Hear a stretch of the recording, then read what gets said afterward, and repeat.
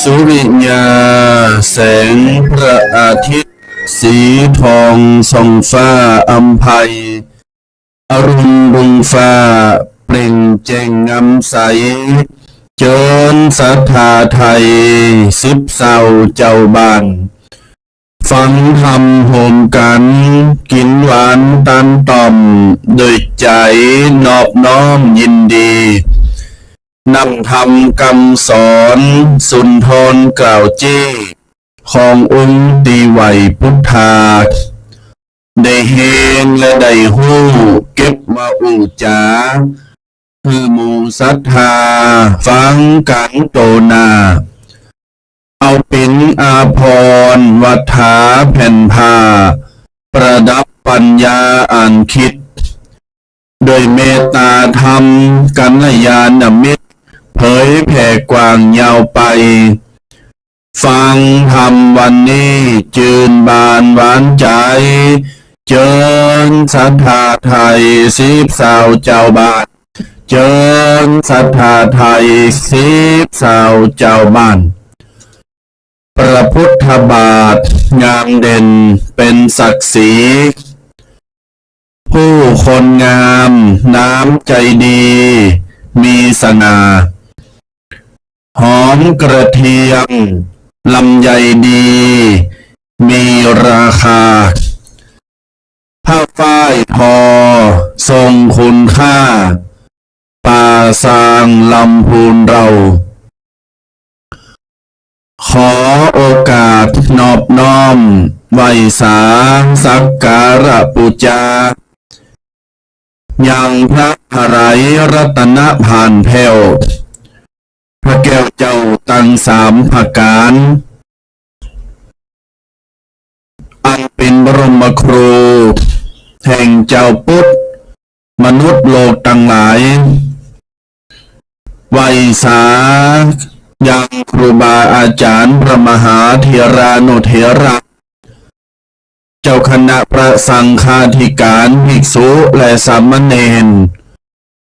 ทุกรูปที่ได้สดับรับฟังและชมอยู่เจริญปอนเจริญสุขสัสดีในยามเจ้า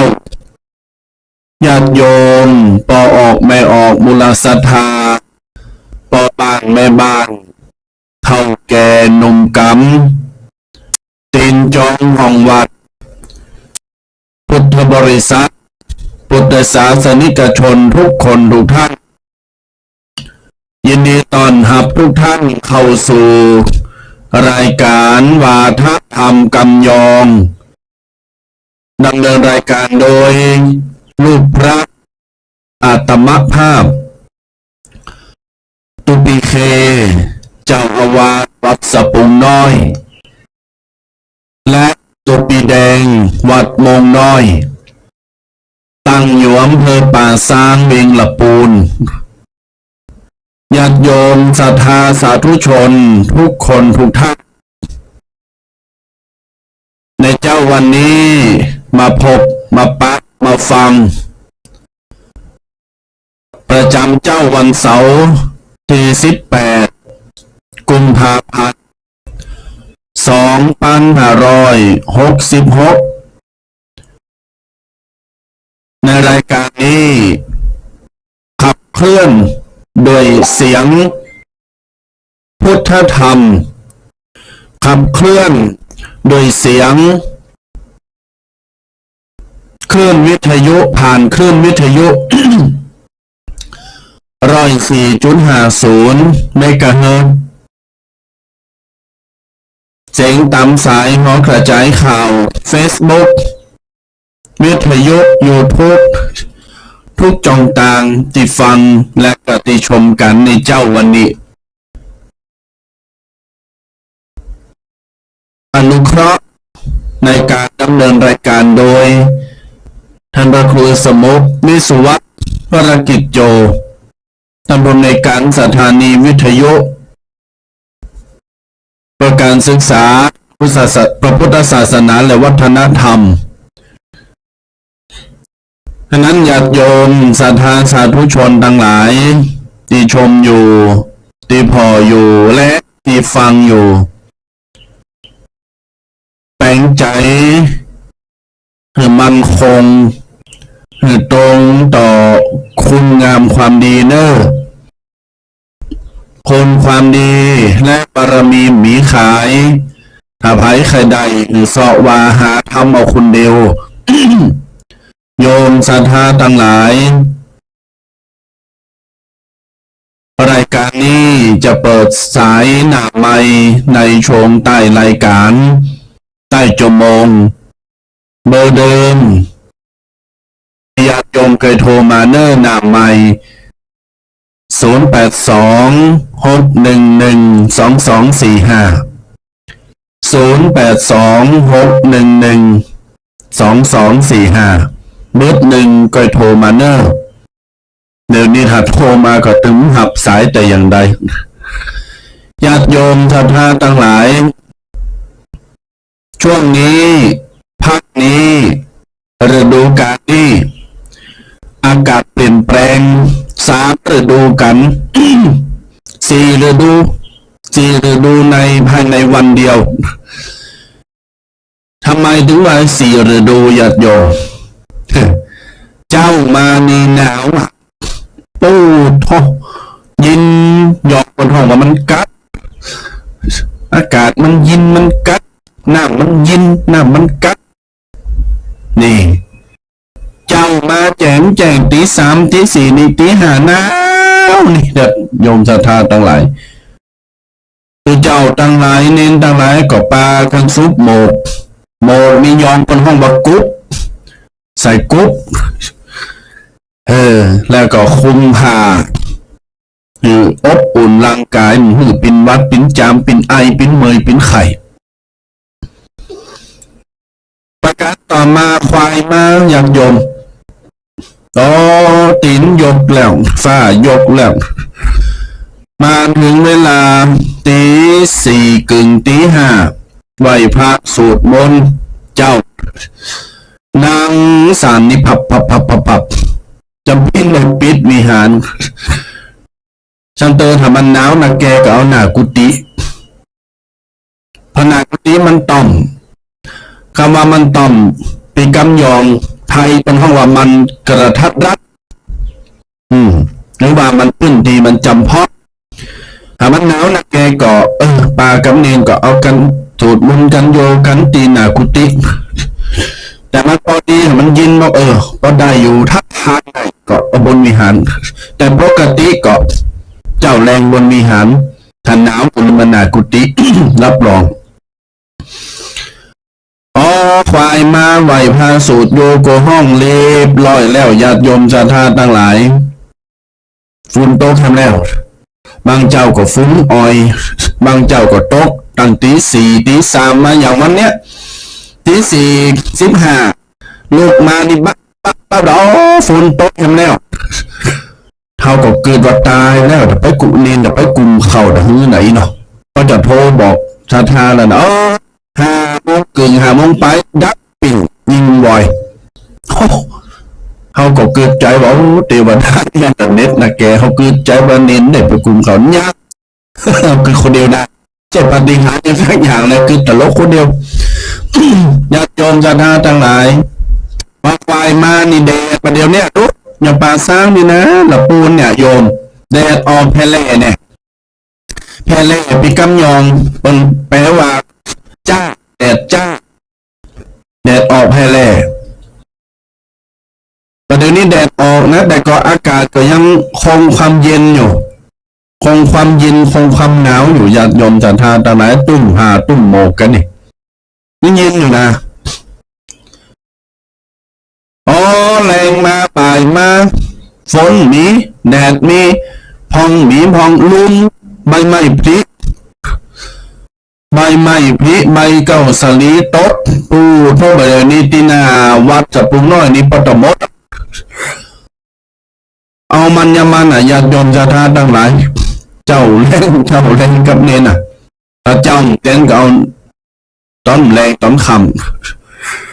แล้วประเดี๋ยวนี้ตั้งหลับปูนเนี่ยเป็นห้ามเผา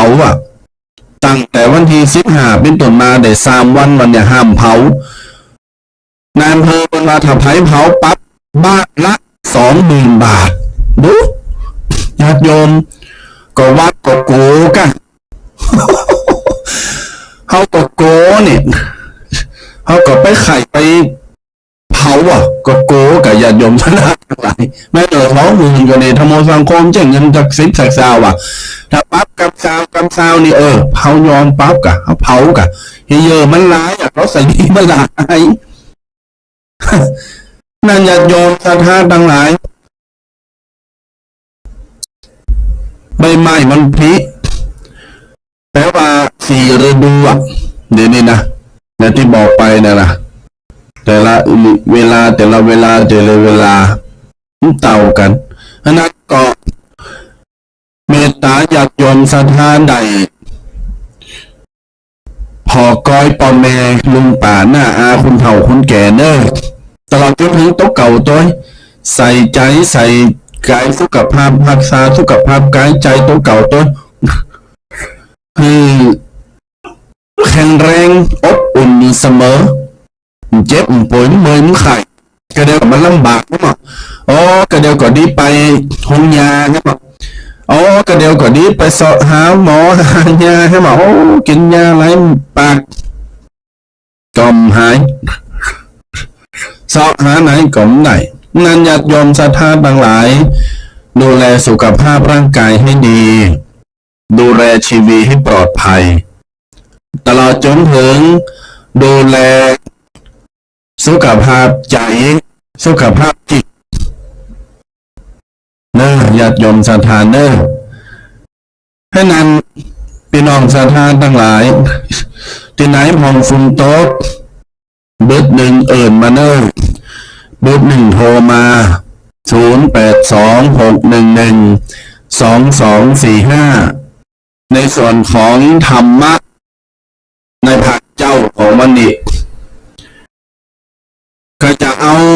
แวดหวานไก่หิน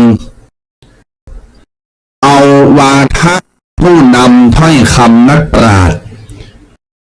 เอามาโจทนาหรือว่านำเสนอในกัดโยมต่างหลายได้ฟังกันจะมีประกาศยังพองจะมีกี่ข้อนั่นมียังก็ติดตามรับชมและก็ติดตามรับฟังตามลำดับต่อไป10 นิ้ววันตาก็กล่าวไว้ซามายังพระเถระพระสังฆาธิการครูบาอาจารย์จูรุจูตนด้วยความเคารพยิ่งเจริญสุขเจริญธรรมจงบังเกิดไม่แด่ท่านสาธุชนพุทธบริษัทจุลุจุคนเจ้าวันนี้เขาก็ได้มาพบปะเจอกันแห่งแล้วหลังจากที่เบิด1ก็ตน1แวบวัน1ก็ตน1แวบ แต่วันนี้มาพร้อมหน้าพร้อมตากันทักทายกันด้วยบรรยากาศที่เย็นสรายาติโยมทั้งหลายวันนี้อากาศก็อย่างที่บอกไปเนาะอากาศครึมอากาศสโลบางตีก็ตะคืนนี้ฝนตกแต่วันนี้ตีโมงน้อยนี่ก็เริ่มดีขึ้นมาละมีหันแสงแดดแสงตะวันขึ้นมาก็อบอุ่นขึ้นมาหน่อย ก็ยังได้ไปลืมสรายาติโยมทั้งหลายจะไปลืมเรื่องการดูแลสุขภาพตัวเก่านี่เดี๋ยวสมณเณรนี่เริ่มอแอเริ่มไอก็แขกกันละก็เพราะว่าอากาศมันแปรปรวนอากาศมันบ้าแดดบ้านอนเพราะฉะนั้นยิ่งเราอ่อนรู้คนเฒ่าคนแก่นี่ก็ต้องมันดูแลสุขภาพดูแลร่างกายตัวเก่าพยายามทำให้ร่างกายอบอุ่นเอาไว้เนาะตื่นขึ้นมาก็สะบัดแข้งสะบัดขานี่สะวุดแข้งสะวุดขานั่นแบบเมืองเฮาเลิศลมมันได้เดินเดี๋ยวห้อนเดี๋ยวหนาวเดี๋ยวฝนตกบ่ฮู้จะเอาอย่างใดมาก็สเปรล่ะจังมันเตอะอันหยังมันจะเกิดมันก็เกิดขึ้นไปเฮาก็พยายามปรับตัวของเฮาให้อยู่กับในปัจจุบันให้ได้สรายาติโยมทั้งหลายบ่ว่าจะเกิดอันหยังขึ้นเฮาก็พยายามปรับสภาพปรับตัวของเฮาปรับจิตปรับใจให้มันเข้ากับสถานการณ์ปรับให้มันเข้ากับปัจจุบันณบัดนี้ให้มันได้เฮาก็จะอยู่อย่างแบบ บ่ต้องไปประมาทอยู่อย่างมีความสุขก่อนเฮามาแอนตี้อย่างอันอย่างอี้ก็แล้วแต่ฝนฟ้าอากาศสิ่งแวดล้อมต่างๆมันมาแน่บ้านนอนสรายาติโยมเพิ่นถึงบอกว่าบ่มีอะหยังแน่นอนในแต่ละวันนี่วันนี้เราจะเจอปัญหาอะหยังวันนี้เราจะเจอกับอะหยังเราจะโชคดีโชคร้ายจะได้อย่างน้อยเนี่ยเรามีสติพอเขาบอกว่าเหตุการณ์วินาทีต่อไปข้างหน้าอะหยังจะเกิดขึ้นกับเราอะหยังจะเกิดขึ้นกับครอบครัวของเราเพราะฉะนั้นแล้วเนี่ยเราก็ต้องไปคาดหวังอะหยังเกินไปเอาปัจจุบันของเราแต่ละวันเนี่ยมันรอดและทำให้มันดีในปัจจุบันอย่างอื่นอนาคตหรืออะไรอย่างต่างๆนี่เราเอาไว้ทีหลังเราแต่ปัจจุบันนี่เราก็ต้องทำโตของเราปรับโตของเราปรับจิตปรับใจให้มันอยู่ได้อยู่โลมกับสังคมนี่ได้บ่ว่าอะไรอย่างจะเกิดขึ้นก็ตามบางคนนี่ไปยึดมั่นถือมั่นสรายานโยมเมื่อต้องไปยึดมั่นถือมั่นอะไรอย่างก็ตามแต่มันจะเกิดมันก็เกิดไปเขาฝืนไม่ได้ก็เขาแก้ได้เขาก็แก้ไปก็แก้ไม่ได้เขาต้องฝืนปล่อยการเวลามันปล่อยการเวลามันได้พิสูจน์ของมันเองคือการเวลามันได้แก้ปัญหาของมันเองบางครั้งนี่ปัญหามันนักจนเขาแก้ปัญหาไม่ได้เขาก็ปล่อยการเวลามันแก้ไปเขาก็ปลงเขาก็ปล่อยก็วางไปบางครั้งนี่ปัญหามันก็นักเกินกำลังที่เขาจะแก้แต่บางครั้งมันอย่างที่มันแก้ได้เขาก็ไปแก้ที่ต้นต่อไม่ต้องไปแก้ที่ปลายเหตุการแก้ปลายเหตุมันก็เกิดขึ้นอยู่ตลอดเวลาเพราะฉะนั้นเขาต้องแก้ที่ต้นต่อต้นเหตุมันเกิดจากอะไรอย่างเขาก็ต้องแก้ที่หัน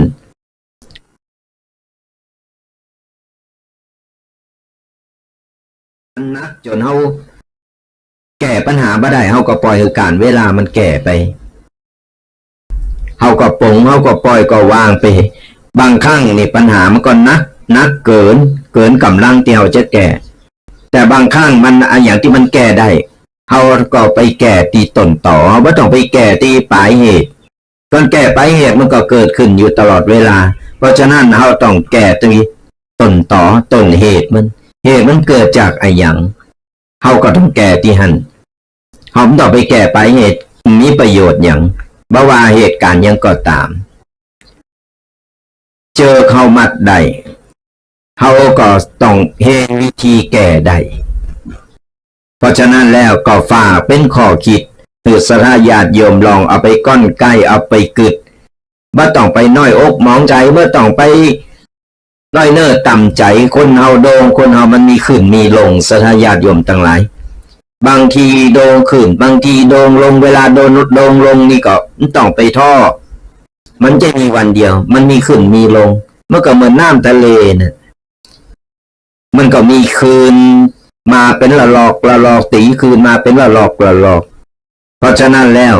มีขึ้นมีลงให้เขาทำใจและตีแน่ๆเขาทำคุณงามความดีเอาไว้หนักๆแหละทำดีเอาไว้หนักๆมันแบบไปเสไก่มันแบบเสียหายอะไรอย่างสรายาติโยมเพราะว่าสิ่งดีๆหมู่นั้นก่อนมันเต็มดีแล้วมันก็จะเรียกพิดอกพิผลออกมาเฮามาช่วยเฮาได้เพราะฉะนั้นเฮาปลงวางแล้วก็เฮาเอาปัจจุบันนี่เป็นตีตั้งก็ฝากกันเอาไว้เจ้าวันนี้เอาก็จะเอาปกิณกะต่างๆวันนี้ตุปีเคก็เกินไปแล้วว่าจะเอาปกิณกะไก่โตเฮานี่บางทีเรื่องไก่โตของเฮานี่เป็นห้องว่าตามีหน้าพ่อหน้าบหันแต่เฮาลองมาย้อนพอบางทีนี่มันอยู่ใต้จุดไต่ตำต่อนี่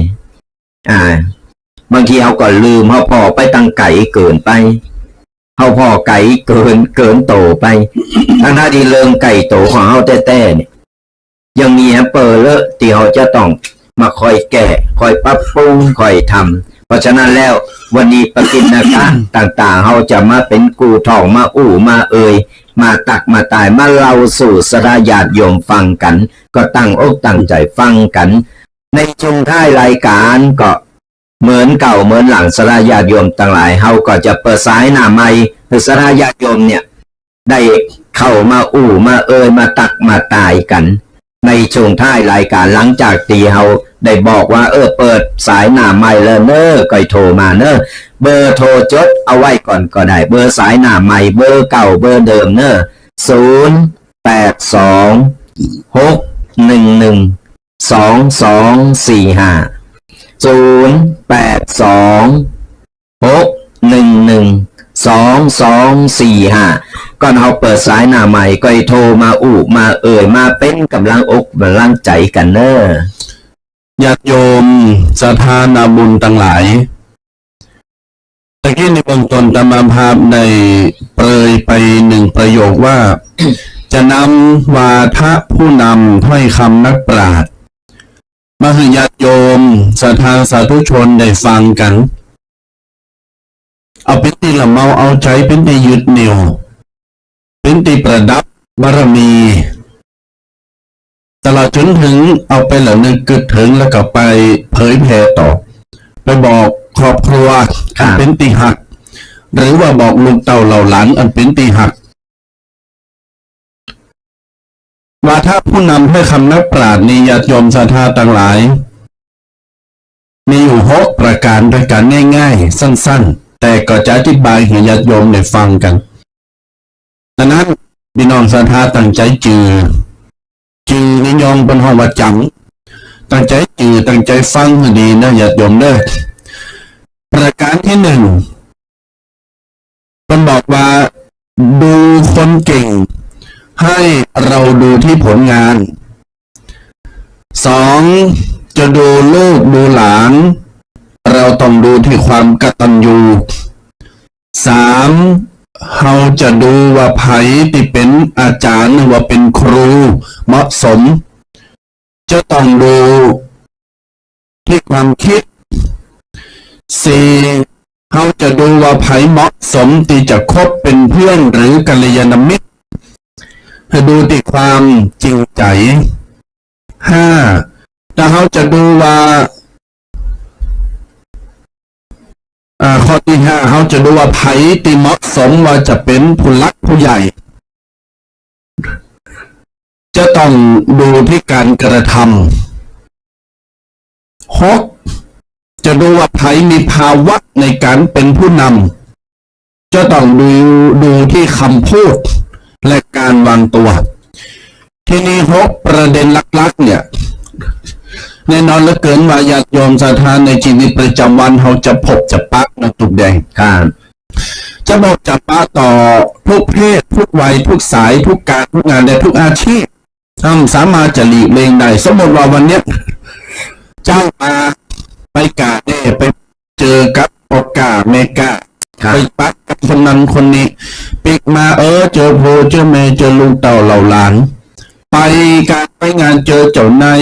เจอเปิลเจอฝูงเจอตุเจอพักแตกต่าง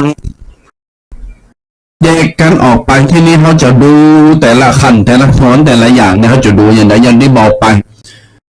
ข้อที่1ญาติโยมเป็นบอกว่าดูคนเก่งคือไปดูติดผลงานข้อนี้สำคัญขนาดเนาะการดูคนเก่งเนี่ยจะดูว่าไผเก่งไม่เก่งฉลาดหรือไม่ฉลาดประสิทธิภาพเป็นอย่างไรชีวิตคุณภาพชีวิตเป็นจะได้ดูที่ผลงานไม่ใช่ดูที่ผลปากผลน้ำลายอันนี้ครูบาอาจารย์เป็นบอกฉะนั้นญาติโยมในสมัยหรือยุคปัจจุบันยุค 5G มันจะยุค 3G มันจะยุค 4G นะตั้งนั้นหลายต้องเข้าใจว่าตอนนี้เป็นยุค 5G แล้วและเป็นยุคเทคโนโลยีที่เข้ามามีบทบาทในยุคสมัยใหม่ยุค IT เป็นห้องว่าจันเขาจะพอคนไหนเก่งมาเก่งฉลาดหรือไม่ฉลาดมีคุณภาพหรือไม่มีคือไปดูที่ผลงานของเขาเช่นผู้นำ ครอบครัวสร้างผลงานอย่างพองในเกิดขึ้นในครอบครัวผลงานที่เกิดขึ้นในครอบครัวนั่นก็คือสอบอาหากินประกอบอาชีพแต่ต้องเป็นอาชีพที่สุจริตพาภรรยาลูกหลานหรือครอบครัวเดินไปข้างหน้าอย่างสง่าผ่าเผยบ่อดบ่กัดประหยัดต่ำกว่าคนบ่จนกว่าไผต้องมีฐานะที่มั่นคงรุ่งเรืองรุ่งโรจน์ง่ายๆว่าบ่น้อยหน้าไผไม่ลากไม่ดึงบัดพึ่งครอบครัวโตเก่าหรือคนเดียวคราวนี้โตต่ำนี่คือภาวะของคนเก่งด้านครอบครัวตัวแดงค่ะต่อไปคนเก่งด้านสังคมค่ะอันเนี้ยสำคัญมากๆคนเก่งด้านสังคมเนี่ยท่านเราลองสังเกตเพราะว่าที่ไผเป็นปลงบ้านเป็นกำนันเป็นเจ้าอาวาสเป็นพระเป็นเนรหรือว่าเป็นไผก็ตามที่มีบทบาทหน้าที่ในสังคมค่ะแปลงหันสร้างนี่ปลงกำนันสอพอสอบ้อมอย่างต่างๆเอางบเอาเงินมาสั่งถนนตั้งเขาหมู่บ้านแปลงสันลาหมู่บ้านแปลงหันแปลงนี่เอาเครื่องเสียงเอาหันเอานี่มาเอางบเข้าบ้านนี่คือเขาเก่งเขาสามารถทำได้นี่คือผลงานเนี่ยดูคนเก่งดูที่ผลงานค่ะเนาะคือการที่จะเป็นผู้นำคนคือมันตีแน่ๆได้ชื่อว่าเป็นผู้นำแล้วอย่างครอบครัวน้อยๆก็เป็นผู้นำในครอบครัวเป็นผู้นำครอบครัวแต่ใหญ่ขึ้นมาหน่อยก็เป็นผู้นำหมู่บ้านจะผู้นำหมู่บ้านเสร็จที่นี่ก็มันก็จะขยายใหญ่ไปติ๊กเป็นผู้นำบริษัทเป็นผู้นำต่างๆนั่นนะการเป็นผู้นำนี่เขาต้องมีไหวพริบเขาต้องมีว่าเขาต้องมีความคือต้องอัปเดตตัวเก่าตลอดเวลาเพราะว่ามันตันกับเหตุการณ์ตันกับสถานการณ์ไม่จะว่าเป็นผู้นำแล้วปัญหาไม่ยังก็แล้วแต่สูนี่ก็แล้วแต่สูมันก็แบบเกิดอย่างประโยชน์ยังขึ้นต้องสร้างผลงานต้องทำผลงานบางประเภทนี่ทุกปีเคบางประเภทนี่นะครับเก่งเหมือนกันเก่งกับปาก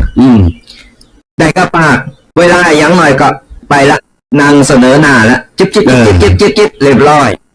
อันนั้นก็เก่งเหมือนกันแต่เก่งอย่างนั้นมันเก่งแบบถูกตามเฮาจะเก่งแต่ต้องทำผลงานเป็นพอว่าต้องไปคุยมันต้องไปดูทำปัญหาก่อนเฮาคิดว่าเฮาจะทำนี่มันเป็นผลงานที่ดีแล้วเฮาทำเลยลงมือทำในเมื่อเฮาเป็นผู้นำเฮามีอำนาจอยู่แล้วเอาลงมือทำปัญหาก่อนปัญหาปุ๊บแล้วเฮาไปมาบอกว่าประเดี๋ยวนี้อย่างนี้เป็นอย่างนี้ปัญหาผลงานแล้วนี่คือลักษณะของผู้นำไม่ใช่ว่าผู้นำปุ๊บจะทำอะไรอย่างพวกไปไปก่อนจะเอาอย่างอันโน้ยจินตนาการขึ้นมาใหญ่โตห้องโวไว้ก่อน แล้วสุดท้ายทำมาได้ก่อนทำมาได้มาปุ๊บตัวเก่านั่นแหละเสการเป็นผู้นำมันก็จะเสลงไปเลยเพราะฉะนั้นก่อนเขาจะเป็นผู้นำของใครก็ตามตั้งแต่เล็กๆน้อยๆจนถึงใหญ่ๆโตๆที่ผู้นำประเทศก็ตามเขาต้องทำผลงานสร้างผลงานคือเปิ้นหันคือผู้ที่อยู่เบื้องล่างของเขาเนี่ยได้รู้ได้หัดว่ามีผลงานแก่เขาต้องไปคุยก่อนเขาทำคือปัญหาก่อนแล้วก็ไม่ว่าโวเต็มตีก็เราทำสำเร็จแล้วบางคนนี่ก็โวก่อนแต่บักเกิดเหตุการณ์อะไรอย่างแบบก็งานอะไรอย่างแบบชิ้นเป็นอันสักอย่างเลยมีแต่นี่เก่งนี่ยกมือเลยยอมรับเก่งครับเก่งไผ่น่ะแต่แบบเก่งทำแถวนี้แหละมองหน่อยก้ากระจายมีส่วนนี่ทำเกี่ยวนะอันถ้าตูหน่อยฟังทุกเทมเกี่ยวเลยพอมาลงตูแดงคนเดียวเขาไม่ได้บานะอย่างต่อไปเป็นละกันเป็นเลยสองเนี่ยสถาญาติโยมต่างหลายก็ฝากไว้ตัวว่าการเป็นผู้นำเนี่ยเราต้องทำผลงานเปิดไม่ต้องไปเก่งกับกระจ๋ามันแบบนี้เก่งกันลงกับป่าขายให้ลมนี่เก่งเนี่ยอย่างอีบ่าวเนี่ยมันเป็นผู้นำบ่ได้เอามาเป็นปล่อยคนที่เป็นมีความรู้มีความสามารถเขาสละเป็นผู้นำดีกว่าก่อนที่เราจะมาเป็นผู้นำเขาต้องพร้อมเขาต้องอัปเดตตัวเก่าเขาต้องรู้แล้วว่า เขาต้องศึกษาหาความรู้ตัวว่าเขาจะนำเขาไปในทางอย่างใดเขาทำธุรกิจอย่างใดนี่เขาบริหารอย่างใดเขาก็ต้องไปศึกษามาต้องศึกษาให้รู้แล้วก็เขามีประสบการณ์แล้วเขาถึงจะทำงานเป็นผู้นำคนได้ครับอันนี้คือข้อที่หนึ่งจะดูคนไหนเก่งจะต้องตัดสินหรือว่าจะต้องพอติผลงานญาติโยมศรัทธาต่างหลายอันนี้เป็นข้อวัดคุณภาพอันนี้เป็นข้อวัดประสิทธิภาพอันนี้เป็นข้อวัดความสามารถว่าเขามีความสามารถขนาดไหนต้องไปฟังว่าถึงเขาจะโอ้อวดเป็นจากน้ำมหาสมุทรทะเลน้ำลี่น้ำทาน้ำปิงวังยมนั่นมาแต่ผลงานมันไม่ประจักษ์ผลงานมันเป็นชิ้นเป็นอันหรือเขาหันน่ะก็จะได้ก็ตามมันก็เกิดประโยชน์นั่นหมายความว่าเก่งแต่ปากนี่คือดูคนเก่งจะต้องพอตีผลงานประการที่สองดูลูกหลานให้ดูที่ความกตัญญูนี่ญาติโยมคนนี้สำคัญมากๆพ่อแม่คุณเฒ่าคุณแก่ตายายป่าหน้าอาหรือไผ่ที่มีลูกมีหลานมีครอบครัวเป็นติหักจะดูเขาว่าเขาหักเขาก่อนจะพอเขาว่าเขาใส่ใจเขาแคร์เขาหรือว่าเคารพเขาอย่างใดก็จะต้องดูติว่าเขากตัญญูหรือเปล่าไอ้คำว่ากตัญญูเนี่ย ครูบาอาจารย์ประสรรเสริญมากบทกลอนหนึ่งบทเป็นบอกว่ากตัญญูรู้คุณท่านสำคัญนักนี่เป็นหลักของคนดีมีครบถ้วนตอบแทนท่านให้งามตามสมควรคนดีล้วนใจมั่นกตัญญูนี่คือหลักเกณฑ์ของความกตัญญูลูกเต่าเหล่าล้านไถตีซื้อกาหารกับเข่ากับปลาซื้อเสือซื้อผ้ามาซักเก่าดำโหกาเดินจีปีใหม่กาทรงกันเดี๋ยวนี้นี่มีค้าแต่แถวนะดูลูกหลานดูติความกตัญญูที่จะว่าได้มาติดทันที่นี่ปีใหม่ในข่าวว่างเดี๋ยวนี้เป็นปิดตั้งแต่วันที่10นะ10 11 12 13 14 15 16 17 1 อาทิตย์ยุดปีใหม่เปิดหนึ่งครอบครัวเดี๋ยวมาจอยกันมามาจ้าไปดำโหไปเอาลูกเอาหลานไปหาป่อหาแม่นั้นญาติโยมที่จะมามาบัดจำเป็นจะต้องพอเขาในช่วงเฉพาะเทศกาลต้องพอทุกวันและทุกเวลาว่าเขาเอาใจใส่เขาก่อนโทรมาหาเขาพองก่อนไลน์มาพองก่อนอ๋อมีเวลามึงก็โทรมากูรออยากคนเฒ่าเป็นวานะไลน์มาก็ได้ส่งไลน์มาโทรหากันเดี๋ยวนี้อยู่ไหนตึงหันหน้ากันไหนหมดแล้วซื้อหันซื้อนี่อยู่ต่างจังหวัดต่างประเทศส่งผ่าส่งเข่าส่งของเอามาพร้อมแม่ปู่ย่าตายายพองก่ออันนี้คือการกตัญญูชาติเขาจะดูลูกดูหลานนะไผ่ดีมีลูกมีหลานอยู่ไก่อยู่ไก่ประเดี๋ยวมันแบบเหมือนสมัยก่อนสมัยประเดี๋ยวนี่อยู่ไก่แค่ไหนอยู่ต่างประเทศอย่างไรมันก็ติดต่อกันได้ก็สามารถลูกหลานได้โทรมาหากอมามาถามพองกอเนี่ยลูกหลานที่ฟังอยู่ตั้งใดก็ตามนี่ก็จะฝากไปตัวคนเฒ่าเนี่ยเป็นคนขี้น้อยใจเป็นคนขี้น้อยใจแล้วก็วันกองหากระลูกอันนี้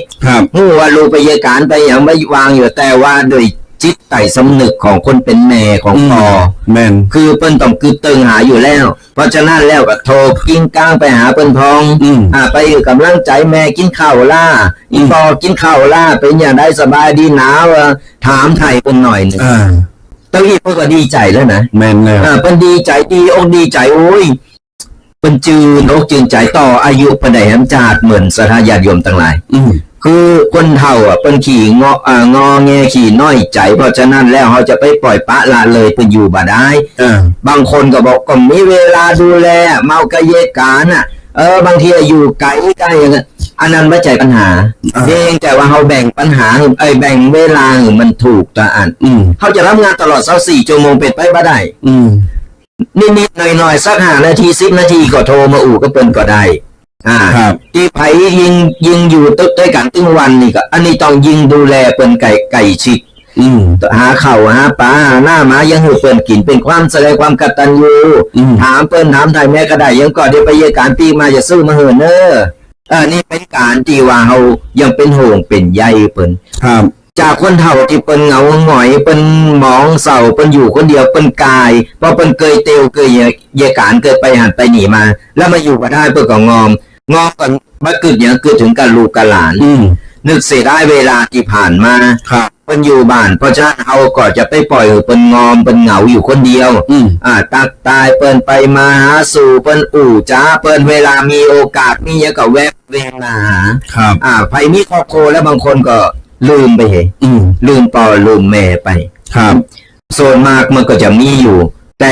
บางโซนที่เปิ้นดูแลยังดูแลถึง2ครอบครัวก็อันนี้อนุโมทนาบุญกับเปิ้นเพราะฉะนั้นแล้วเนี่ยถึงเขาจะมีครอบครัวเขาจะมีอย่างเขาสังเกตพอยังไงเวลาเขามีลูกเขาห่วงลูกเขาแค่ไหนเขาห่วงลูกเขาฮักลูกขนาดไหนพ่อแม่ก็เหมือนกันพ่อแม่ก็ฮักเขาเหมือนกันเหมือนเขาฮักลูกเขานี่แหละเพราะฉะนั้นแล้วมันกงกำโกงเกวียนเนอสถาญาติโยมต่างหลายคือเขาเนี่ยปฏิบัติพ่อแม่อย่างใดลูกเขาก็จะปฏิบัติพ่อแม่เหมือนอันเหมือนกันกรรมได้ไปก่อกรรมนั้นมันก็จะตามไปอย่างอันเขาเป็นแบบอย่างดีๆเขาเป็นต้นแบบดีๆหรือกับลูกกับหลานลูกหลานก็จะโต้ยเขาต้องมานั่งเศร้าอกเศร้าใจว่าโอ้ลูกหลานเขาเยอะเป็นอย่างนี้ก็เพราะว่าเขาเป็นแบบอย่างตีบดีเขาต้องบอกต้องสอนเขาต้องว่านี่วันเนี้ยวันหยุดเนอวันเสาร์วันตีเขาอย่าไปเอาหายอุ้ยเนอเขาไปเอาหาปู่ย่าตายายยังก็ว่าไปจนลูกจนหลานไปละอ่อนมันจะซึมซับเข้าไปดูแล้วต่อไปมันมีครอบครัวขึ้นมาปุ๊บมันก็บรรลุเฮานี้นี่แหละเป็นห้อว่ากงกำกงเกวียนพยายามถามไถ่พยายามตักตายพยายามไผดีพ่อแม่ยังอยู่ก็หาข้าวหาปลาอย่างตีดีอย่างเราลำหูเป็นกินแล้วใจตายไปแล้วไปขอลงโป๊ะแม่ลูกมากินเนอะพอลูกมากินเนอะพอดึงมามาเป็นกุศโลบายนี่บ่ได้เป็นลูกมากินบ่ได้หรอกเพราะฉะนั้นแล้วเนี่ยจะไปหือเป็นหาของมาหือเป็นกินตอนเป็นตายไปแล้วไปตอนเป็นมีชีวิตอยู่พยายามทำไปเถอะกตัญญูหู้คุณบ่มีวันตกอับมีแต่ความเจริญรุ่งเรืองขึ้นไปเรื่อยๆถูกต้องญาติโยมศรัทธาทั้งหลายในทางพระพุทธศาสนาท่านแบ่งไว้อย่างนี้กตัญญูกับกตเวทิตาในปัจจุบันหรือว่าปกติกับปากของเขาจะแบบคำติดกันกตัญญูกตเวทีทีนี้ทางพระพุทธศาสนาแบ่งไว้สองประเด็น1กตัญญู2กตเวทีหรือกตเวทิตากตัญญูมันบอกว่ารู้คุณท่านจำได้ดีนะ2กตเวทิตารู้แล้วเราตอบแทนดังนั้นกตัญญูกตเวทิตาทำหมายความว่าเฮาฮู้บุญคุณของเขาแล้วเราตอบแทนคำเนี้ยสำคัญมากๆและศักดิ์สิทธิ์มาใจเฉพาะต้องกตัญญูต่อพ่อแม่ญาติโยม1ถูกอยู่ว่าลูกหลานจะต้องกตัญญูต่อพ่อต่อแม่ปู่ย่าตายาย2ครูลูกศิษย์จะต้องกตัญญูต่อครูบาอาจารย์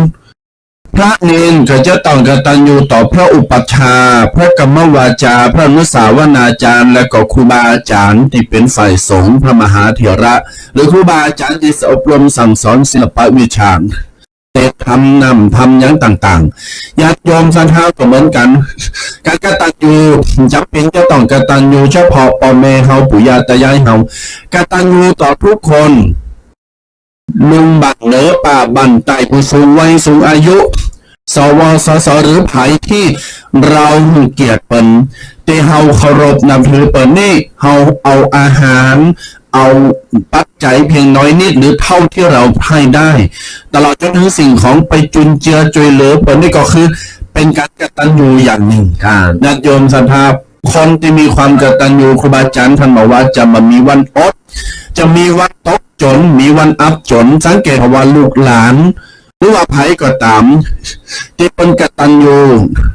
ที่เป็นตอบแทนบุญคุณพ่อแม่หรือญาติผู้ใหญ่ก็ตามก็จะเจริญรุ่งเรืองผู้ได้ภาราตีการอยู่ที่ไหนก็มีคนอุ้มชูดูแลไปที่ไหนเทบุตรเทวดาขอหักปกปักรักษาทำอะไรอย่างก็ฟูเฟื่องเรื่องหรือนี่คือความศักดิ์สิทธิ์ของข้อที่2ดูลูกหลานให้ดูที่ความกตัญญูประการต่อมาประการที่3 ดูว่าใครจะเป็นอาจารย์หรือเป็นคุณครู ให้ดูที่ความคิด อันนี้สำคัญเหมือนกันประการหนึ่ง จะรู้ว่าไผ่ติมอว่าปังกับกำอู่กำนำหน้าว่าอาจารย์กำนำหน้าว่าคุณครู พระอาจารย์ พ่อครูแม่ครูหรือครู ใจกำเนี่ยอู่ออกมากำนำหน้าสมญานามว่าครูขึ้นชื่อว่าอาจารย์ขึ้นชื่อว่าครู ให้ดูที่ความคิดของเขา บางคนมีความคิดสมาร์ทต่ำบางคนความคิดลบแต่บางคนความคิดเชิงสร้างสรรค์คิดเชิงบวกเชิงพัฒนาการความคิดมีเมตตาอาทรใจฟูเฟื่องใจอยากจะบางคนอ่านญาติโยมศรัทธาทั้งหลายนะอันนี้คือความคิดจะต้องเปิดถ้าคนไหนที่เป็นผู้หลักผู้ใหญ่เป็นอาจารย์เป็นครูเนี่ยขึ้นชื่อว่าอาจารย์ขึ้นชื่อว่าครู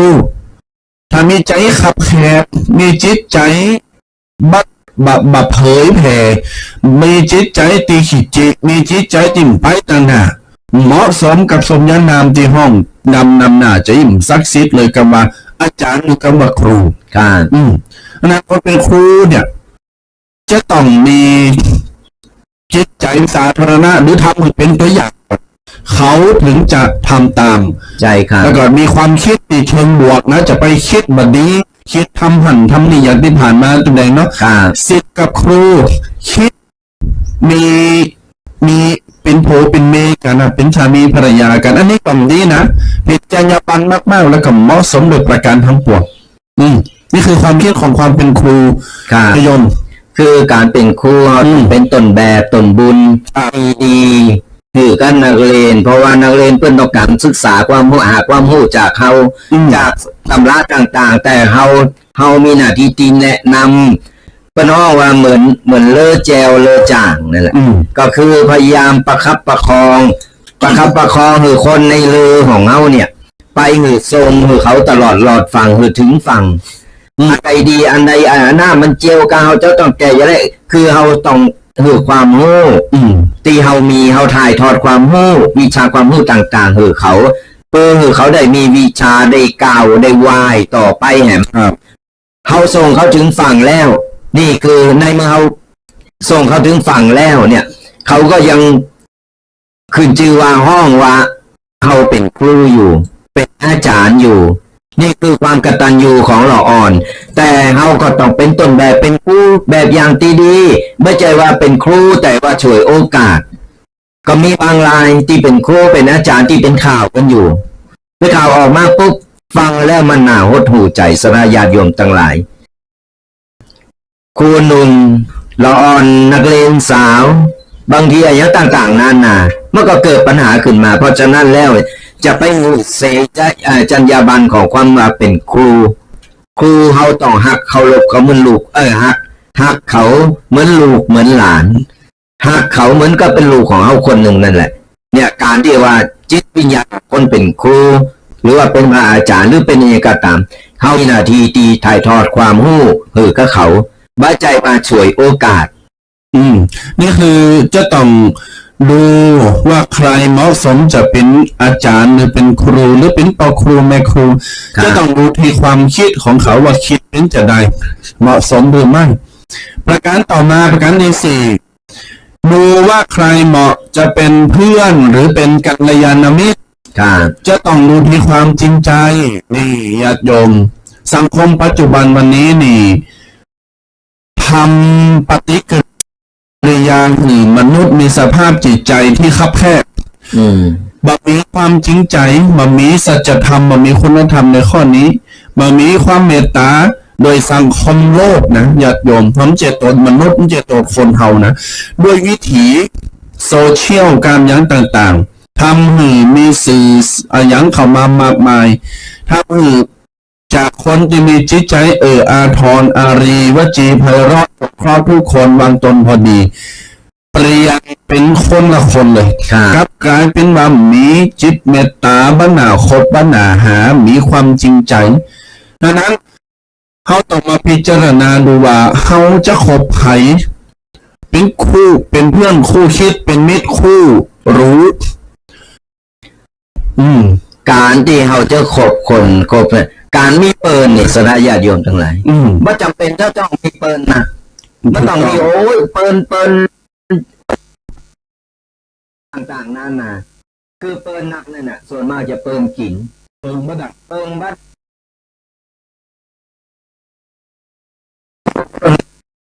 มันได้คุณค่าอย่างไรเปิลกันแต่เนี่ยมี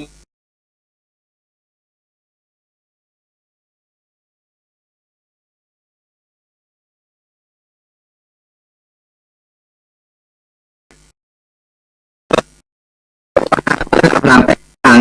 ประเภทนี้ก็มีนะไอ้แบบกินเสร็จปุ๊บโคตรดังแยกย้ายไปคือมันต่างๆนาเพราะฉะนั้นแล้วต้องสังเกตต้องพอดีว่าก่อนเราจะคบไผ่ก็สักคนหนึ่งเขาพอว่าเวลายามเขาอับจนยามเขามีปัญหาเนี่ยไผ่ตีอยู่เคียงข้างเขาช่วยเหลือเขาแก้ช่วยเขาแก้ปัญหานั่นคือเปิลที่ว่าหักแต่ว่าเวลาจะคบกันมันต้องคบกันด้วยความจริงใจมีอย่างก็ต้องปรึกษากันในเมื่อจะเป็นเปิลกันแล้วบ้าใจว่าไปจริงโจใส่กันเนี่ยกระโดดไปกระโดดมารับหลังไปแฮมอย่างต่อหน้าแฮมอย่างอันนี้มันจะเป็นห้องว่าเปิลเทมเปิลแต่มีแท้เนี่ยมันมีแต่ว่าคนเอาถ้าจะคบกันแต่มันต้องมีความจริงใจซึ่งกันและกันนั่นคือจะเป็นห้องว่าเป็นมิตรแท้เป็นกัลยาณมิตรที่ดีต่อกันเป็นบอกว่าเพื่อนกินหาง่ายแต่เพื่อนร่วมตายเนี่ยหาได้ยากเวลาเขาจะกินเล่งกินเข่าไปหั่นไปนี่ใช่ไหมจะกินเหล่าไปสังสรรค์อีกเนาะห้องกันนั่งส่งไล่กลุ่มการห้องมาวันนี้ไปนั่นวันนี้ร้านนี้ก็เฮเล่งมุกกระทะเล่งทุกสิ่งทุกอย่างมากันเป็นซิปเป็นซาวญาติโยม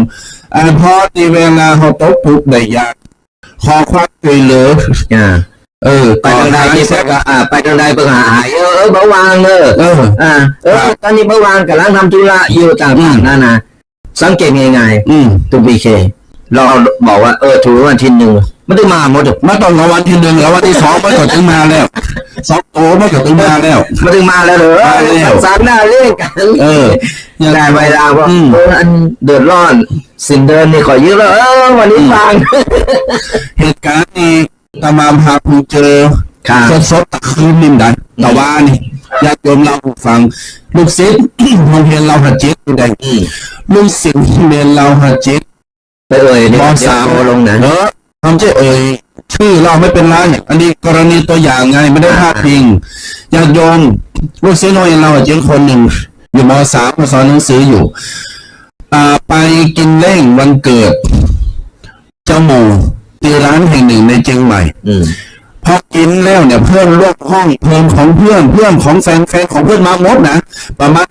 50-60กว่าคนกินกันปูท่อมนงานสันเล่าฮักกันเปินกันห้องเพลงกอดคอด้วยกันสุนัขตัวหาด้วยกันก็มีให้ใส่กันก็มีมากองกินแล้วต่างคนต่างปิกลูกศิษย์ตมาพาคนเนี้ยก็ขี่รถปิกรถเครื่องนะขี่รถเครื่องปิก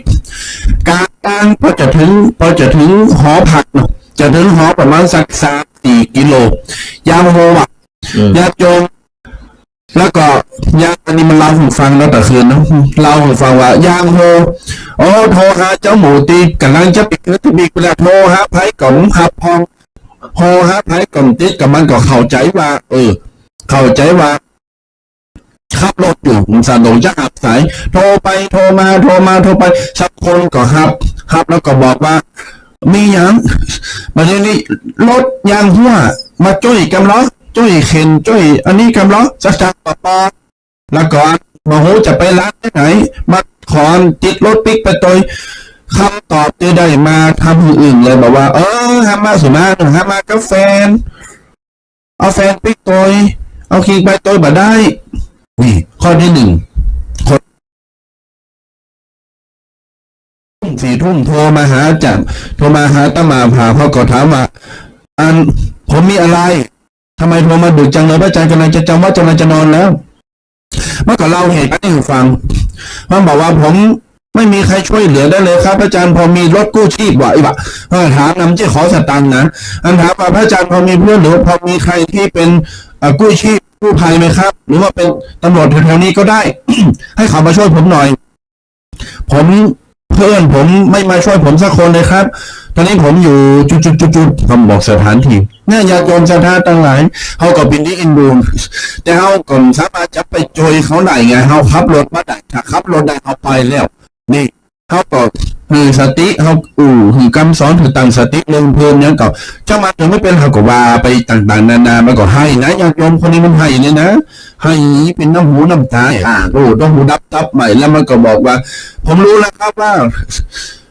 ใครรักผมจริงใครไม่สุดท้ายญาติโยมศรัทธาทั้งหลายผู้ก่อว่าภัยมาโจยตัวแดงพี่สาวไปรับพ่อ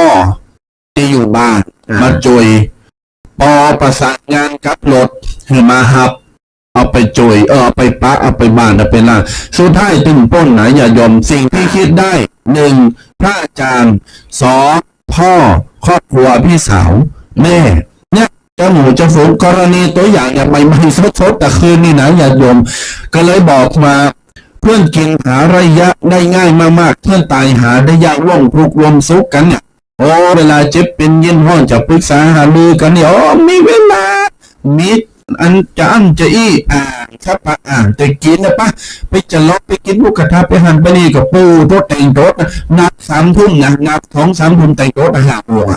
เนี่ยอยากโยมจะดูเพื่อนหรือกัลยาณมิตรต้องดูที่ความจริงใจค่ะมันเฮาต้องพอว่าเฮาเปิงปะอาศัยได้ก็มันถึงบอกว่ามันมีหลายจำพวกการเป็นเปิ่นกันเนี่ยเพราะฉะนั้นแล้วเฮาคบไปเมินแล้วเฮาจะฮู้เองเพราะว่าสันดานมันจะออกมาเองแหละเขาขอไปเถอะเดียวไอ้อย่างที่มันเก็บไว้มันจะเผยออกมาเองในเมื่อเขาฮู้ว่านิ้วนี่บัดนี้แล้วเขาพยายามตัดออกไปเขาพยายามเฉเกี่ยวออกไปเอาคนจีเปิ้นลมตุกลมสุกกับเขาจะเพราะว่าจะตุกจะห้อนจะรวยจะจนจะอย่างใดกูก็เอามาตลอดนั่นคือเปิ้นแต่ที่ว่าคอยช่วยหรือคอยแก้ปัญหายามเฮาตุกอย่าคอยส่งเสริมคอยยังไงไปไหนไปกันกินไหนกินกันตายเป็นตายด้วยกันนี่คือเปิดแต่ถึงบอกว่าบัจำเป็นต้องมีเปิดนะมีแค่คน2 คนนี้ก็พอแล้วแต่มันมีคุณภาพถ้ามีนักแบบมีคุณภาพไล่ประโยชน์แบบนี้ประโยชน์เขาตัดไปเหมันไม่ต้องเอามาโกนจิตโกนใจเขาเอาคนตีเปินว่าคอยดูแลคอยช่วยเหลือเขาได้ตอนนั้นคือเปิดแต่ญาติโยมศรัทธาทั้งหลายมีข้อที่5ต่อไปข้อสุดท้ายข้อที่6ตะกี้บอกว่าจะดูใครจะดูเพื่อนหรือกัลยาณมิตรใครเหมาะสมจะเป็นเพื่อนหรือกัลยาณมิตรให้ดูด้วยความจริงใจสุดท้ายจะดูใครที่เหมาะสมและวางตัวเป็นคำว่าผู้ใหญ่หรือผู้รักผู้ใหญ่ต้องดูที่คำพูดและการวางตัวข้อนี้สำคัญในสังคมปัจจุบันโดยเฉพาะสังคมไทยเฮาญาติโยมไผที่เป็นผู้รักผู้ใหญ่คำว่าผู้ใหญ่ตัดสินด้วยวุฒิภาวะบางทีก็อาจจะมีอายุเข้ามาเกี่ยวข้องคำว่าผู้ใหญ่ตามไมซ์เซตของคนไทยเฮาเนี่ยคำว่าผู้ใหญ่ตัดสินว่าตั้งแต่อายุ40ขึ้นไปทีนี้ไม่ใช่เพราะว่าไผที่มีความคิดที่เป็นเลิศมีความคิดที่ประเสริฐที่เป็นธรรมมีความคิดที่บ่าไปเหลื่อมล้ำเริงส่วนโตของไผ่ไปเก่าก่ายยังของไผ่ให้เกียรติคนอื่นคอยปรึกษาหารือได้นี่แหละเหมาะสมที่จะเป็นผู้หลักผู้ใหญ่กำจาดีไหวพริบปฏิภาณดีวางตัวดีเข่าทาดีไปแบ่งจั้นวันนะไปแบ่งตระกูลมุนนายเข้าพักแบ่งโพกคนนั้นรวยคนนี้สอคนนี้สอทอกูไปหาคนรวยดีกว่านี่ปู่คำยาอย่างต่างๆกุมไปมันปลุกมันจนใจอย่างนั้นญาติโยมจะดูไผ่ที่เป็นผู้รักผู้ใหญ่จะต้องเข้าได้หมดจะต้องดูกำอูคนใหญ่บางคนกำอูกลมเปิ้งดีฟังนะกำอูนี่นะญาติโยมบางคนใหญ่พอใหญ่เรื่องทำโตหรือว่าใจกับอูหรือละอ่อนใจกับอูที่บัดนี้ว่าเพราะ เราขวัญคนนั้นเราขวัญคนนี้พอดแถวโหประตูวัดสูงแต่ล่ำโหมันเป็นอย่างเราหยดยุ่งเนี่ยดูผู้หลักผู้ใหญ่ให้ดูที่คำพูดและการวางตัวนะถึงบอกว่าในเมื่อเขารักสามรักสี่เข้าไปแล้วเนี่ยเขาก็ต้องหู้โตเขาแหละว่าเขาอยู่ในวัยที่ว่าเริ่มเป็นผู้ใหญ่เขาต้องเป็นต้นแบบดีๆเป็นต้นบุญต้นแบบดีๆก็ลูกก็หลานก็คนโทรไปไม่ใช่ว่าแก่แรงแก่ลมแก่แดดแก่ลมไปว่าแก่ไปตามอายุตามมันนี่ไขแต่ว่านิสัยใจเป็นเราอ่อนอยู่คือบ่ฮู้จักแก่บ่ฮู้จักว่าจะว่างตัวอย่างใดบ่คือเราอ่อนได้เคารพนับถือก็มนก็บ่มนก็มาไอ้จะจะบอกจะสอนจะกล่าวจะแนะจะชี้แนะยังก็บ่ได้แล้วไปพอโมเนี่ยอย่างไปพอขี่เหล้าเมายามันสมัยนี่นะหมดเลยหมดที่ห้อเลยเพราะฉะนั้นในเมื่อเขากลายเป็นเขาเป็นผู้ใหญ่โดยอัตภาพแล้วก็ตามในเมื่อเขาเป็นผู้ใหญ่มาปุ๊บเขาก็ต้องเริ่มวางตัวแล้วประเดี๋ยวนี้เริ่มเขารักสามรักสี่แล้วเนอรักห้าแล้วเนอเขาต้องวางตัวอย่างไรมันเหมาะมันโคนมันเหมาะปอเปิงว่าเขาต้องเป็นแบบอย่างละเพราะว่าเขาก็บอกว่าเขาจะอยู่ไหนเมื่อนานสักแค่ไหนเพราะฉะนั้นเขาต้องเป็นแบบอย่างที่ดีเป็นต้นแบบเอาที่บดีที่เขาผ่านมาเนี่ยเอาละเอาควางไปเหว่าทำมาแล้วมันเป็นอย่างไรเขาก็เอามาสั่งมาสอนมาบอกมากล่าวลูกหลานแนะนำพระเจ้าว่าเฉพาะลูกหลานเขาลูกหลานคนอื่นก็ตามในหมู่บ้านเนี่ยในหมู่บ้านเนี่ยคนเฒ่าคนแก่มันก็เริ่มเฒ่าเริ่มแก่ไปเขาก็ต้องเป็นแบบอย่างกับกลุ่มเขาเป็นแบบอย่างก็ลูกหลานในหมู่บ้านของเขาตัวเป็นแบบอย่างที่ดีก็น่าแล้วเนี่ยตอนเขาเมากันนี่เราอ่อนมันนับถือไปสอนประกอบฟังเวลาเอาไปไหนมาไหนเวลามีการมีงานเป็นยกเป็นผู้ใหญ่ในบ้านเป็นอะไรอย่างในบ้าน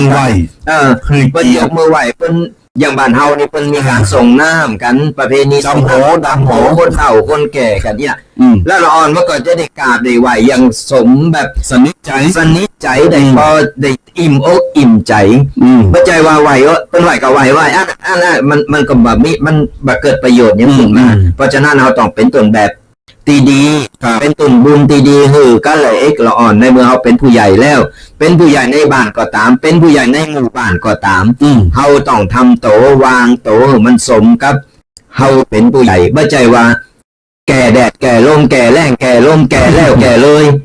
มันมีประโยชน์อย่างก็รอวันตายอย่างเดียวตายก็มีไปนับถือมีเขาก็หลบนับถือมีไปที่จุดตายก็ดีอยู่ก็ขวางบ้านขวางนักบ้านนักเมืองเนี่ยฝากกันสถาญาติโยมทั้งหลายกรรมเป็นบอกว่าแก่เพราะกินเข่าเท่าเพราะเกิดมึงมีประโยชน์จะนำยังสักอย่างกำอูดป้าจ้ากระไพก่อนดีก็มีเกตไปเพราะเป็นเราขวัญบังแหมเอาคนนั้นคนนี้มันเรามาว่าเตียวหันเตียวนี่สมาตัวเตียวประวัติเตียวเดาลมบนมาหนักคนเท่านะเตียวเราขวัญเตียวไปหันบันปลากระตึ้มจะอยู่กับตีปลากระตึ้มโต๊ะเก่า50 60 70แล้วใช่ไหมตัวก่อนนับจะ8 เล่ม8แดยหันออก90จะถึงหัวก็ย่ำเจนเช่นโถเก็บปากเก็บกำไว้เนาะบางรายนี่ไปเบาไหวนี่จะไปเบาไหวเนี่ยเอาไม่เต้าเนี่ยก็แล้วก็ไอ้4 ขาเนี่ยนะปังยังปกไปก่อนก็ได้เรามันคันปากพอดีตายนะ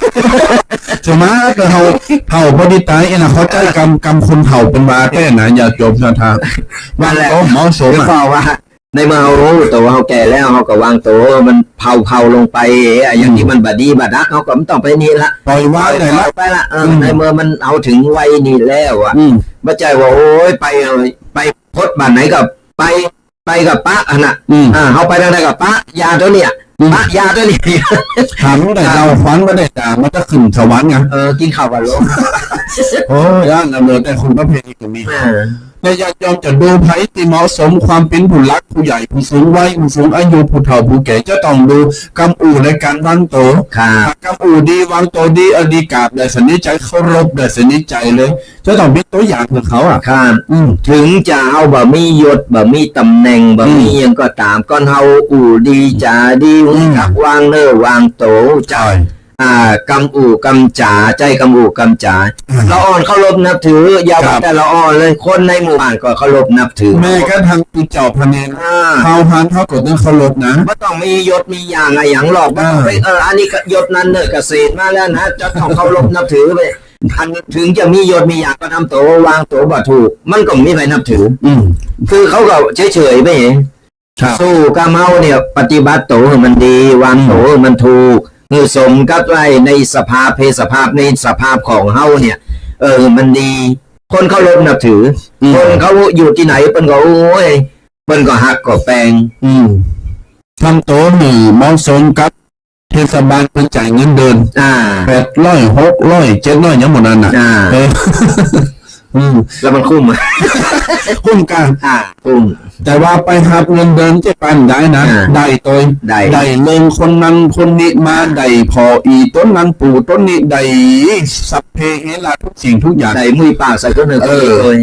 น่ากะเนี่ยอยากทุ่มจะดังก็ได้ประสบการณ์ก็ลาตามหลังสอบผมเปิ้นอย่าไปถามหาเปิ้นดีนั่นมาก็ปู่ต้นนั้นมาก็มีที่ไหนอย่างนี้มันปิ้นอย่างไรยังใส่ใจเปิ้นอย่างเฮือก็ต้นสอบเปิ้น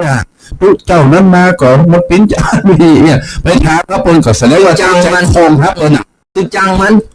ไปอย่างหันหน้ามันแต่ไปกองครับเปิ้นนะแล้วมันมาเหรอ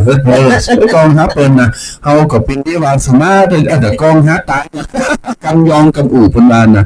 เนี่ยญาติโยมศรัทธาทั้งหลายเฮาก็ปิ้นดีใจขึ้นแต่เฮาปักคุณเฒ่าปิ้นนิสัยแต่อีเฮาก็สอบนะแม้ว่าการตุเจ้าสอบคนทั้งหลายญาติโยมจะมีปอมีแม่ปู่ย่าตายายปักคนเฒ่าจะอีก็ถึงสอบอยู่ดีเนาะดังนั้นก็ฝากกับญาติโยมศรัทธาเลิกเป็นด้านนี้6อย่างญาติโยมศรัทธาว่าถ้าผู้นำให้คำนักปราชญ์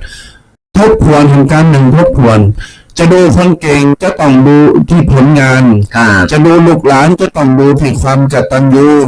จะดูว่าไผ่เหมาะกับเป็นอาจารย์เป็นคุณครูปครูแม่ครูจะต้องดูที่ความคิดจะดูว่าไผ่ที่เหมาะสมที่จะคบเป็นเพื่อนหรือว่าเป็นกัลยาณมิตรจะต้องดูที่ความจริงใจวันนี้เราจะดูว่าหลังจากจบรายการแล้วเขาจะดูว่าวันนี้มีความจริงก็ญาติโยมวันนี้เขาจะเอาขอสีนี้มาดูนะญาติโยมห่อเนอร์วันนี้ติดงานเขาจะฟ้องเลยญาติโยมต่อไปถ้าดูที่ใครที่จะเป็นผู้รักผู้ใหญ่จะต้องดูคำพูดและการวางตัวญาติโยมชันท่าทั้งหลายข้อนี้สำคัญฝากไว้กับญาติโยมบ้านละกระบอกปลายแล้ว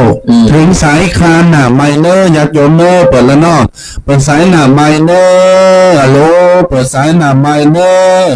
082611245เชิญพ่อแม่ศรัทธาท่านผู้ฟังได้โทรมาตักตายอุกถวายกำลังใจ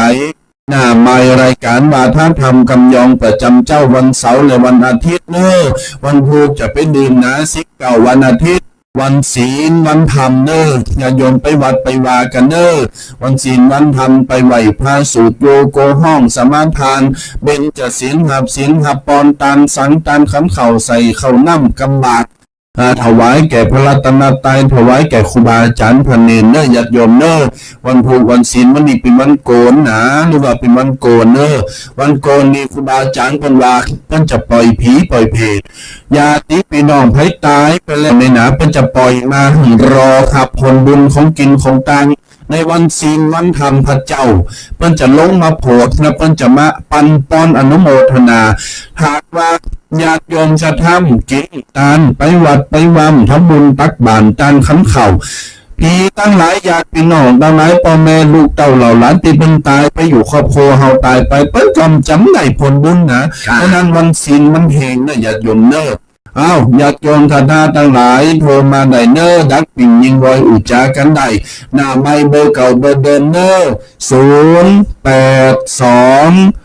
6 เจร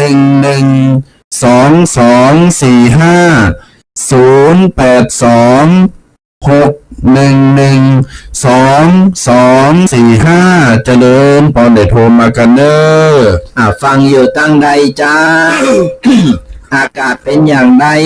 สภาพเป็นอย่างไรก็โทรก็มามามาตักมาตาย มาหือกำลังอกกำลังใจกันได้เนอะเบอร์เก่าเบอร์เดิมบอกไปแล้วย่ำแห่งกรรมขอสายแรกก่อน เดินพร ไอ้สาเจ้าวันนี้มาได้เข่ากันมา2 ลูก 2 หน้ากายยังไม่เฮ้ยมาปักกันมาเผากันแล้วมาเดี๋ยวนี้นะ นะไม่ได้เข่ากันแล้ววันนี้พร้อมกัน พอมาเผากันช่องหน้าได้กะ วันแก้หัวเนี้ยแม่ก็ว่าอันน่ะคนเท่าเนาะโอ้อย่างเงินมีดีพ่อใจเนี่ยเต็มโอ้เอียวจีบเปิ้นบ่ชอบเลยแม่บ่ชอบนั่น คนเผา ก็เท่า เผาเป็นเผาได้ เท่าไปเท่าแต่นะแม่จ๋าว่าแถมใครเอาประกบใส่กล่อง แล้วก่อนเจมส์หงผู้อายุผู้สังขารตัวเก่าได้ แต่ตะเกียงตัวเจ็ดสิบปลายแล้วเนาะ โอ้เลขเจ็ดได้ก่อนนับถอยหลังนะไม่ใช่นับต่างหน้านะ เจ็ดห้าเจ็ด จะต้องทำตัวให้เขาเคารพนับถือ เจ้า แม่ ต้องเป็นผู้ใหญ่นะ แม่แล้วโยมแม่วันนี้ถูกใจโยมแม่ได้ ถูกใจแม่โดนจีบ อ๋อเป็นว่าเหตุการณ์กับตัวกัน แม่เป็นแม่ไม้ลูกไม่ อ๋อแม่จะไปนี่เนอะ แม่มาโคตรนะแม่เก็บไว้กันไว้ ดีละแกว่ามันจะเป็นบัตรติดใจเขา เจ้า มันก็เป็น ใจเนอะ โมทนาโยมแม่เนอะเจริญพร ยังใหม่เนอะ สาธุฮับสายเจริญพร ไหว้ศาสตร์เจ้าแม่สีพานศาสตร์แก้ว แม่สีพานอนุโมทนาแม่สีพานสบายดี สบายดีจ้า แม่สีพานฝนตกก็เจ้านี่ฝนตกก็ ตอนเช้านี้มาตกตอนเที่ยงคืนตกหน่อยหนึ่ง อันนี้ตกตี 2 ถึงตี 5แล้วก็ยัง อันนี้ตกบ่เยอะเจ้าแม่ยังได้หดน้ำอากาศหดน้ำ เพราะทำโมสังโฆเป็นที่ใครไล่เป็นตะปูนได้ ให้สีพานวันนี้ฟังแล้วเป็นนายพ่อเข้าใจดีก็จ้า เข้าใจดีแม่สบายใจสิ่งที่แม่ได้ผิดพลาดไปแม่มาฟังแล้วแม่ก็เข้าใจแม่ก็โหสิกรรมคือตัวเก่าแล้วก็ แม่น คือสิ่งที่ผ่านมาแม่ก็สบายใจ แม่นะมันเป็นอดีตไปแล้วแม่งเป็นอย่างเขาพลาดไปพลาดแล้วก็พลาดไปเลยเขาตั้งตัวเอาไม้เอาโหสิกรรมให้อภัยตัวเอง เจ้า ดีแล้วแม่ดีใจเนอะ อันแม่กำลังจะออกไปอันบุญไปบุญวัดแม่จ้องห่วงแม่จ้องที่เพิ่นจะพระราชทานเพลิงศพอันของครูบาอาจารย์ เป็นพระราชทานวันนี้กะ เจ้า อนุโมทนาแม่เนอะ ตอน1 ทุ่มว่าแม่ก็ไป ดีละ ไปห้องทรงสการดังคาบศพสร้างครูบาอาจารย์เจ้าได้บุญหลายแม่ เจ้าสาธุขอบคุณไปบุญนักๆเลย บุญรักษาเนอะแม่เนอะ เจ้าแม่ฟังงานอาจารย์เขาตลอดเลยค่ะ เจริญพรแม่ฟังตลอดทุกเจ้าก็คืดเติมหาตลอดเนอะ แต่แม่พูดภาษาที่เจ้าก็ได้ เป็นอย่างธรรมดาเนี่ยม่วนดี เจริญพร จ้า แม่สีพานุโมทนา0826112245 เนอะ ก็ยังมีเวลากันอยู่เนอะสระญาติโยมทั้งหลาย โทรมากัน โทรมามามาตักมาตายกันเนอะอยู่ตั้งใดจ้าฟังตั้งใดก็ตักตายกันเข้ามา วันนี้ฟังแล้วชัดเจนก็หรือว่ามีเสียงก็แก้ๆอย่างก็แนะนำกันมาได้สระญาติโยมทั้งหลาย แล้วก็จะไปลืมเนอะกดไลค์กดแชร์กดติดตามกันไปไผที่ฟังทาง Facebook ช่อง YouTube ของตั้งสถานีหรือของตูปีแดงก็ตาม ก็สามารถโทรกันเข้ามาได้หรือว่ารับสายก่อนเนาะ เจริญพร เป็นสาจ้า สาธุโยมแม่ดังๆถึงน้อยเนอะเสียงมันก้อย เจ้า อากาศได้ยินละ ได้กี่ข้าวล่ะ แล้ว เจ้ากินแล้วลูก กินแล้วเนาะฝนตกว่ะแม่ นี่ไปเน่เด็กค่ะ ตะปุ้นฝนตกว่ะ โอ้ตกทั้งคืนแต่มันตกกว่าเยอะค่ะ แล้วนี่มันไปเสียซบไหนกะ โอ้โห โทรหาดิ๊กได้ก่อนเสียซบได้ก่อนเสียซบเด็ก 2 เดือน 3 เดือนนะแม่ไม่ได้อยู่เลยน้ำหนักบ่ขึ้น โอ้มีกระซบกระสากได้ น่ะ เป็นหยังอะวันนี้ไปตังหา แต่ว่าไปฟ้อนครูบา อ๋อครูบาเทือง เจ็ดฟ้อนถึงโมงนะ ครูบาเทืองเนาะ เจ้า คนเป็นแสนอยากรู้ป่ะ โอ้โห คนเป็นแสนเอาหันโหบนี่ปูโทษคนแต่คนว่าเนี่ยแม่ปารมีเพิ่งขนาดอ่ะ โอ้โห อืม เที่ยงเมื่อคืนทำเบื่อเพิ่นจะบรรจุหัวใจพระเจ้าอ่ะ แม่นนะไม่อยากให้พ่อโซเกิดพ่อตามพ่อโซดนะกะพ่อที่เขาอัน เจ้า โทษตึดภัยก็ขึ้นไปกันวันนี้ก็กึดใจอยู่นะว่าจะปาตุ๊ดแดงเขาไปจะไปอันห่วมพ่อบุญบารมีครูบาเทืองเปิ้นแม่แตงบ้านเด่นกึดใจว่าจะจวนตุ๊ดแดงเหมือนกันนะ เจ้าไปเลยไปเลย แม่นาไปพ่อบารมีเปิ้นกันเนาะห่วมกินห่วมตายกันเนาะเขาก็จะบารมีอย่างเปิ้นอันนี้ 59 ต้นนะลูก ดูแม่กา ก็ได้ข่าวว่าตึงมดตึงมวลเนี่ยมดตึงมวลญาติโยมเปิ้นมา200 ล้านอ่ะ เปิ้นมาตาม200 ล้านแต่พวกนั้นนี่เขาว่านะเขาว่า เจ้า คนที่ไปเปิ้นว่า ดีเจ้าดีใจจนน้ำตาย้อยเพิ่นว่ายายประกูลเพิ่นมาแล้วเพิ่นดีใจ อ๋อไอ้ดู เพิ่นว่าประกูลเพิ่นมา อ๋อสาธุอนุโมทนาแม่ไปฟ้อนร่วมงานเปิ้นแม่ก็ได้บุญได้กุศลได้บารมีเปิ้นนะ เนาะ ไปฟ้อนแบบ เออ ผีโมดอ่ะฟ้อนตึงมงตึงหงแบบ อากาศ เด็ก อากาศแบบดีละแม่ อากาศเนอะเอาอนุโมทนาแม่เนอะ ๆเจ้าฟังอยู่เป็นกำลังใจให้ทุกคน สาธุเนอะ สา โม ธุ ทนาอ้าวญาติโยมสาธาติอูกันตะกี้นี่ก็คืองานพระครูบาเทืองนาทสีโลวัดเด่นสลีสีเมืองแกนอำเภอแม่แตงเชียงใหม่พระจะไปโฮมินรวมกันก็ไปได้เนอะครูบาหลวงครูบาเจ้าปัลมีพระขนาดเดชที่วัดบันเด่นสลีสีเมืองแกนอำเภอแม่แตงเมื่อนึงว่าจะรอพระเจ้าเนอะญาติโยมพากันไปได้ก็วันนี้ก็คือใจเหมือนกันจะป้าตุแดงเข้าไปไหวสาสักการะปูจาครูบาเปิ้นแล้วก็ไปแอวไปกินเบตตานเนาะขันเปิ้นมีการมีงานเขาก็ขับไปกินเบตตานเพราะเขาสั่งสมบุญบารมีสั่งสมไปนะญาติโยมก็ญาติโยมศรัทธาก็สามารถไปได้เนอะสามารถไปกินเบตตานไปโฮมบุญโฮมบารมีเปิ้นได้เนอะ0826112245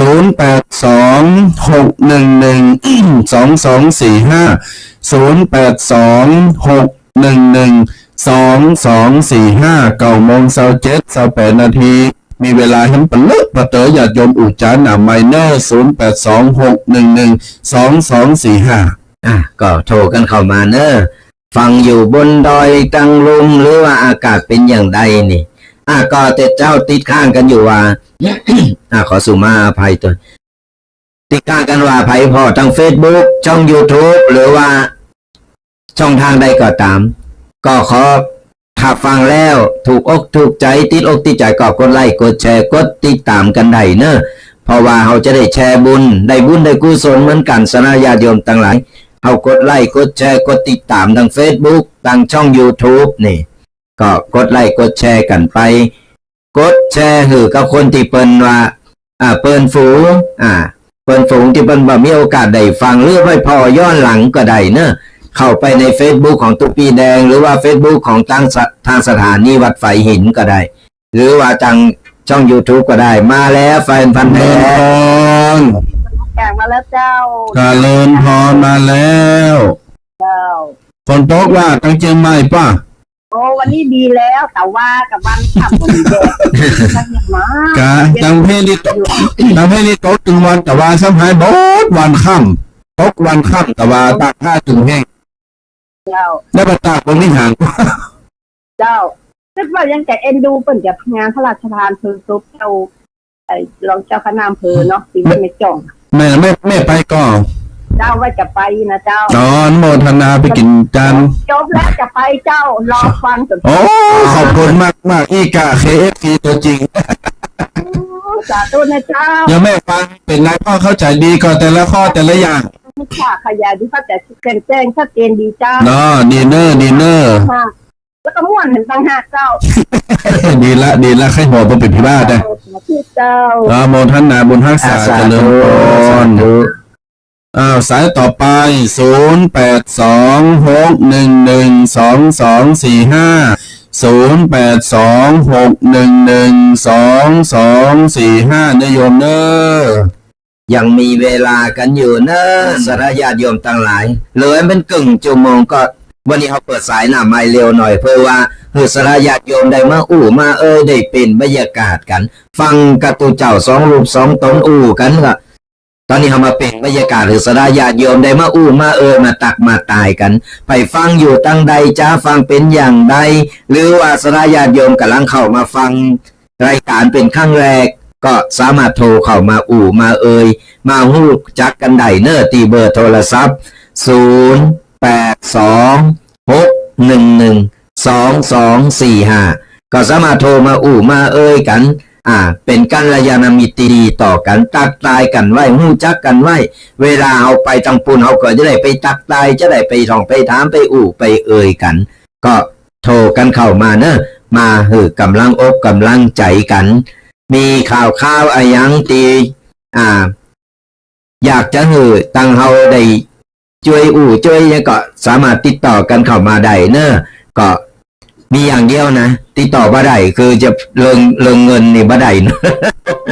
ก็ฝากกันเอาไว้โทรกันเข้ามาเนอะสลายญาติโยมทั้งหลาย0826112245ตอนนี้สายหน้าไม่กำลังวางเขาก็กำลังรอหับกันอยู่ระหว่างที่รอหับเขาก็จะกันไปเลยปกิณกะต่างๆสลายญาติโยมได้ฟังแล้วก็สลายญาติโยมได้โทรเข้ามามากันครับญาติโยมชาวท่านอย่างที่บอกไปจะไปลืมเนอะกินทานกันหนักๆสร้างบุญสร้างบารมีกันจะไปจิจะไปถี่เรื่องกินเรื่องทานดีนะญาติโยม ดีเนอะไปจิไปถี่ในเรื่องกินเรื่องทานตอนนี้เนื้อดี ในธรรมมหาวิบากนี่ญาติโยมศรัทธาทั้งหลายในเนื้อหาธรรมมหาวิบากภัยเคยฟังในงานข่าวดำหรือว่างานศพงานสาบในฐานะที่เกิดเตก็จับใจฟังจับใจความได้ว่าในบทหนึ่งในตอนหนึ่งในธรรมมหาวิบากเพิ่นบอกว่าเวลาตุเจ้าสาตุเจ้าหรือปนน่อยปนนานหรือผู้รู้หรือไผก็ตามที่เพิ่นมีงานหรือว่าเพิ่นเป่าประกาศบอกบุญเชิญชวนกินจนตานเชิญโฮมทำบุญถ้าการทั้งหลายเมื่อเฮาอยู่ที่บ้านหรืออยู่ที่ไหนก็ตาม3 อย่าง 4 อย่างต่อไปนี้ญาติโยมศรัทธาถ้าเฮาปฏิเสธทันทีจะทำให้เฮาหับบาปหับกรรมและก็ได้สวรรค์วิมานจันทร์ฟ้าประการที่1เพิ่นบอกว่าถ้าหูเฮาได้ยินว่าเพิ่นเชิญชวนเฮากินเชิญชวนเฮาทานบ่ว่าจากงานหยังก็ตามญาติโยมหูได้ยินแต่ใจปฏิเสธทำเป็นหูดับตับใหม่ทำเป็นมนทำเป็นเฉยมีใจไข่กินไข่ตาจะทำหูบอดจะทำหูโหนก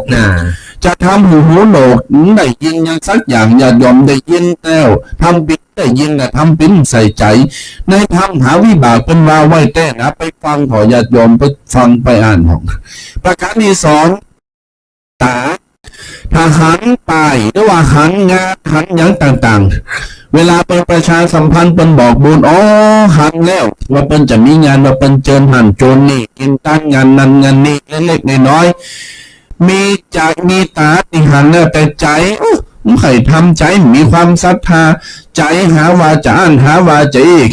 จะทำให้ตาบอดนะญาติโยมนะจะทำให้เป็นคนตาบอดต่อไป3ปากเขาหันนี่เวลาเปิ้นมาบอกบุญเวลาเปิ้นอย่างใดตกลงไปแล้วใดกาจะจอยจะทำจะนั้นจะนี่พรสุดท้ายมุสาวาทบ่มีความจริงแล้วก็ไม่ได้ทำอย่างปากว่าจะทำให้ปิ้นใบจะทำให้ปิ้นใบปิ้นบอดว่ารักยอมดิ้นไก่แสนวาสนาเธอน้ำใจพาดพิงนะจะทำให้เขาเป็นคนดิ้นไก่แสนและเสียงออกปากเป็นคนใบปากบอกญาติโยมประกาศต่อมาประกาศที่4มีกับแขกตอนบอกว่าถ้าเฮาบ่ไหวพระบาสวดมนต์หรือว่าไปไหวไผเขาลบหยังเวลาเฮา เวลาเราอยู่เป็นมนุษย์เนี่ยยังหมดบุญตัวเนี่ยแห้งหน่อยจะทำให้เราเกิดอุบัติเหตุเพศภัยมือมีอันเป็นไปถึงบับปุ๊บก็จะพิการถึงบับพิการก็ยังกับคอกับมือสักอย่างญาติโยมศรัทธาทั้งหลายถ้าเราผู้จักการไหวการเจ้าผู้จักการเป็นผู้ให้ผู้จักการทำบุญนะในทำเป็นบอกว่าอย่างนั้นเช่นประมาณคนเดียวต่อไปข้อที่5เท้าหรือแข้งขาสมาตัวหรือตีนห้องกันว่าอันถ้าสมมติเราเตี้ยวเข้าวัดบัดเตียวไปกินไปตานเตียวไปกระตังอบายมุกเตียวไปตังติ่มดีขับรถไปติ่มดีทำอย่างที่สิ่งดีแข้งขาจะกลับกลายเป็นอุบัติเหตุทำให้เพศเป็นคนพิการจะทำให้เป็นคนพิการตีนบอดมือบอดนะญาติโยมนะอันนี้ในธรรมมหาวิบากเป็นได้บอกได้สอนญาติโยมศรัทธาก็เวลาไปฟังก็จับใจฟังจับใจความเอาว่ามันเป็นแต่อย่าตูเจ้าว่าก็มันแต่นะญาติโยมมันน่าโกนะน่าโกขนาดนั้นในดงของบาปของกรรมของบุญกุศลนี่นะโหหันโหอยู่หันอยู่แต่งโหแต่งหันมีใจจะทำเมินสะเถอะอินะเมินเสยตาบอดหูโหนกปากปิ้นใบแข้งขาลีบเกิดอุบัติเหตุเป็นคนพิการมือหักมืองอมือมีเร็วมีแรงอันนี้คือบาปกรรมนะญาติโยมนี่คือบาปกรรมนะบาปจะมาโดยตันนะสังเกตเพราะว่าไผ่สมัยตัวเขาจะได้ว่าปอว่าเมื่อไผ่หนาจะได้ว่าคุณผู้คุณแก่ในเนาะสังเกตเพราะว่าไผ่ตีมาเดียวเนี้ยเท่ามาแล้วพอมีเดียวมีแรงเนี่ยโอ้ปนไปวันเฮาก็ได้ไปเต้นตีเฮาจะได้ไปแต่จิตใจไปถึงวัดแล้วเก่งครับดีมือดีตีนดีตามพอดีจากที่แล้วเป็นว่าใจจากนี่นะจากก่อนอดีตจากเป็นคนจะอี้วะเป็นจะอี้และซ้ำมาทำร่างกายเป็นจะอี้ในจานนี้จนใจกรรมไปญาติโยมมันน่ากลัวนะฟ้าฝากกับญาติโยมศรัทธาเนี่ยเวลาได้ยินเสียงประโลมบาทเป็นประกาศก็ตามตุเจ้าตุลงเป็นประกาศว่าเป็นบอกบุญเมื่อวานเสียงตำสายเขากระจายข่าวใน Facebook ก็ตามใน YouTube หรือไหนก็ตามญาติโยมทุกสิ่งทุกอย่างถ้าจิตใจเขาตกลงปงแต่เขาก็ทำบุญโดยใจบริสุทธิ์และต้องอิงในความถูกต้องด้วยนะเพราะว่าเดี๋ยวนี้มิจฉาชีพมันเยอะเหลือเกินใจครับทั่วบ้านทั่วเมืองเนาะมันมาทุกรูปแบบมันมีทุกรูปแบบทาง Facebook ก็ตอนนี้ระวังแม้แต่ตูเจ้าพระเนรมันก็บ่เว้นนะเว้นเลยมันพยายามกูสิ่งกูอย่างตีว่าจะทำของคนอื่นมาเป็นของโตเพราะฉะนั้นแล้วเนี่ยระมัดระวังกันเอาไว้ตัวคนเฒ่าคนแก่อยู่บ้านก็เหมือนกันเนอะฝากไว้ตัวสถาญาติโยมทั้งหลายคนเฒ่าคนแก่นี่น่าระวังเวลาอยู่บ้านบ่ได้อยู่บ้านคนเดียวนี่ต้องไปใส่ของเข้าของยังก็ต่ำต้องไปใส่ต่ออยู่แบบธรรมดาก่อนไผแปลกหน้าเข้ามาถามเขาก็บอกว่าลูกหลานอยู่อันบุญนี่ไปทางใดเฮ้อยู่ทั้งหมดเนี่ยแยกกันอยู่คนเดียวก็ฮับตัวโห่นะก่อนเฮาอยู่คนเดียวแต่เฮาก็ฮับตัวโห่มีอย่างอื่นใส่เอาเฮาจะไปไว้ใจคนล่ำไปเฮาคนไทยนี่เป็นวันนิสัยคนไทยนี่มันเสียอย่างนึงว่าใจดีเกินไปใจดีเกินไปใจดีเกินไปหันไทยก็อินดูสงสารแล้วก็สุดท้ายตัวเก่าเนี่ยลำบากมันหลายนี่มาแล้วตอนนี้มันบ้านเมืองอย่างอี้เนาะบ้านเมืองมันกำลังอย่างอี้ก็ต่างคนต่างดินรนกันแล้วยิงไก่เทศกาลเห็นอย่างคนก็ต้องการใจเงินใจทองกันละตอนนี้หมายสงการนั่นนี่ไก่สงการไก่ปีตอนนี้ต้องระมัดระวังกันมันมาทุกรูปแบบทุกช่องทางเลยเพราะมันมิจฉาชีพยันยงบางคนนี่นะยังตามวัดเนี่ยตามวัดนี่ประเดี๋ยวก็ยังมีอยู่นะแต่งเข้ามาถามหันถามนี่แต่งเข้ามาซื้อของเก่าของแต่งหลายอย่างสุดท้ายมาพอหันพอนี่โต๊ะก็ขึ้นมาก็เอาจมูกมานี่มันเป็นอย่างนี้ประเดี๋ยวนี้ไว้ใจลำบากครับแม้แต่ไอ้ตัวบริจาคอย่างอยู่ที่ไหนนี่มันสอดส่องมันพูดหมดเลยเราก็ไปวางแผนกันเนี่ยมันเป็นอย่างนี้เพราะฉะนั้นแล้วต้องระวังเนื้อระวังตัวไม่มีหลายรูปแบบเป็นโหงใต้ก็คือคนเฒ่าที่เป็นอยู่บ้านอยู่คนเดียวเนี่ยก็ระวังเนื้อระวังตัวเอาไว้ตอนมีโทรศัพท์ก็เอาไว้ไกลๆหันก่อนกดจางนะกดจางกดเป็นก็มาก็หามิตรหรือว่ากัลยาณมิตรที่อยู่ข้างบ้านข้างจองหากันอย่างกันมีอย่างก็ นี่หักแปลงกันเอาไว้ ครับ เพื่อมีอะไรยังเกิดขึ้นมาปุ๊บมันจะได้ช่วยเหลือกันได้ ถูกต้อง แต่มันก็ยังดีอย่างหนึงเพราะประเดี๋ยวบ้านเมืองก็พัฒนากันมีกล้องตามสถานที่ต่างๆ ตามถนนหนทางเป็นมีกล้อง แต่เขาก็ไว้ใจนักแต่ก็บ่ได้ เพราะฉะนั้นแล้ว แล้วไหนมันเจ๊โก้คนไทยมันเจ๊โก้ มันมาเหนือเมฆอ่ะมันมาเหนือที่เราจะกึดถึง ครับ กูสิ่งกูอยากเพราะฉะนั้นระวังเนื้อระวังตัวดีที่สุด ขนาดบ้านผู้กำกับตัวมันซื้อข่าวมันยังขึ้นบ้านตำรวจแต่นะผู้กำกับอาญาโยมมันยังโกทั้งที่มันโหนะสืบไปสืบมาพอบอันทำไปทำมามันบอกว่าเป็นอันคนสนที่มาหับจ้างอยู่บ้านตะข้างอยู่ตั้งหลังบ้านผู้กำกับหันมามีเงินมีทองโอ้หันมามีเงินมีทองผู้กำกับอยู่บ้านไปอยู่คอนโดไปอยู่ห้องพักยังแต่ก็ช่วยโอกาสเนี่ยบ้านตำรวจแต่มันยังโกแล้วนะภาษาอย่างกับวัดน้ำสายอย่างกับยาบ้านเฮาตั้งไหนมันตะโกอย่าจมกึศพอเตอร์ขโมยเดี๋ยวนี้มันอยู่หาชี้นะอย่างรวมนะมาในทุกรูปแบบมาแบบตัวอย่างตัวเอาตั้งตัวบัตรตั้นแม้แต่เงินในบัญชีแต่เนี่ย มันก็ยังเอาเขาไปได้ก็มันก็สุดๆนี่หันแหละแม่นเนาะก็บ่ฮู้จะไปเย่ได้เพราะฉะนั้นเขาต้องระวังเนื้อระวังตัวให้ดีที่สุดครับญาติโยมศรัทธาโทรมาเนอร์9:40 น20 นาทีนะไปมาเวลาขนาดเดียวนี้นะเวลาที่ปู่โทรวันเวลานี่ไปโวยอย่างชัยน้ำ0826112245เจริญปอนประเมศธาที่ฟังอยู่ที่ชมอยู่เนอะว่าจะทั้ง Facebook หรือว่าจะทางวิทยุโทรมาตักใจอุจจาตุเจ้าป่าสร้าง2 ตุนนี่ได้เนอผู้เจ้าป่าสร้างละปูน2 ตุนในรายการวาทธรรมกำยองรายการนี้ก็ประจำทุกวันเสาร์และวันอาทิตย์ตั้งแต่เวลา8 จนถึง 10 โมงเป็นโดยประมาณญาติโยมศรัทธาก็โทรมาอุจจาถวายกำลังใจกันไหนเนอเบอร์เก่าเบอร์เดิมเนอกาตุนไหนก็ไปการก็เลยทำตุนไหนก็ถ้าไปตึง2ก็บายบายชีวาเกณฑ์ก็ว่ากันในการรับทรัพย์ไปยมโทรมาเนอ0826112245โทรมาเนอฟังอยู่ตั้งใดอยู่จังหวัดหยังเขาก็จะได้ฮู้เขาก็จะได้ว่าคือหนึ่งเขาฟังแล้วเป็นอย่างใดพอชัดเจนก็ฟังอยู่ช่องทางใดก็แนะนำกันเข้ามาได้หรือว่ามากับเราโอกำลังใจกันได้ตอนนี้ฟ้าฝนตกตกตั้งใดนี่ก่อนสถาญาติโยมได้โทรมาบอกเขาได้ประกาศไปเนี่ยมีสถาบางโซนเปิ้นฟังอยู่เปิ้นจะไปตั้งนั้นเปิ้นก็จะได้ระวังเนื้อระวังโตได้นี่เป็นการบอกข่าวบอกกล่าวกันไปเพราะฉะนั้นแล้วก็มียังก็โทรมามาตักมาตายกันได้เนอะ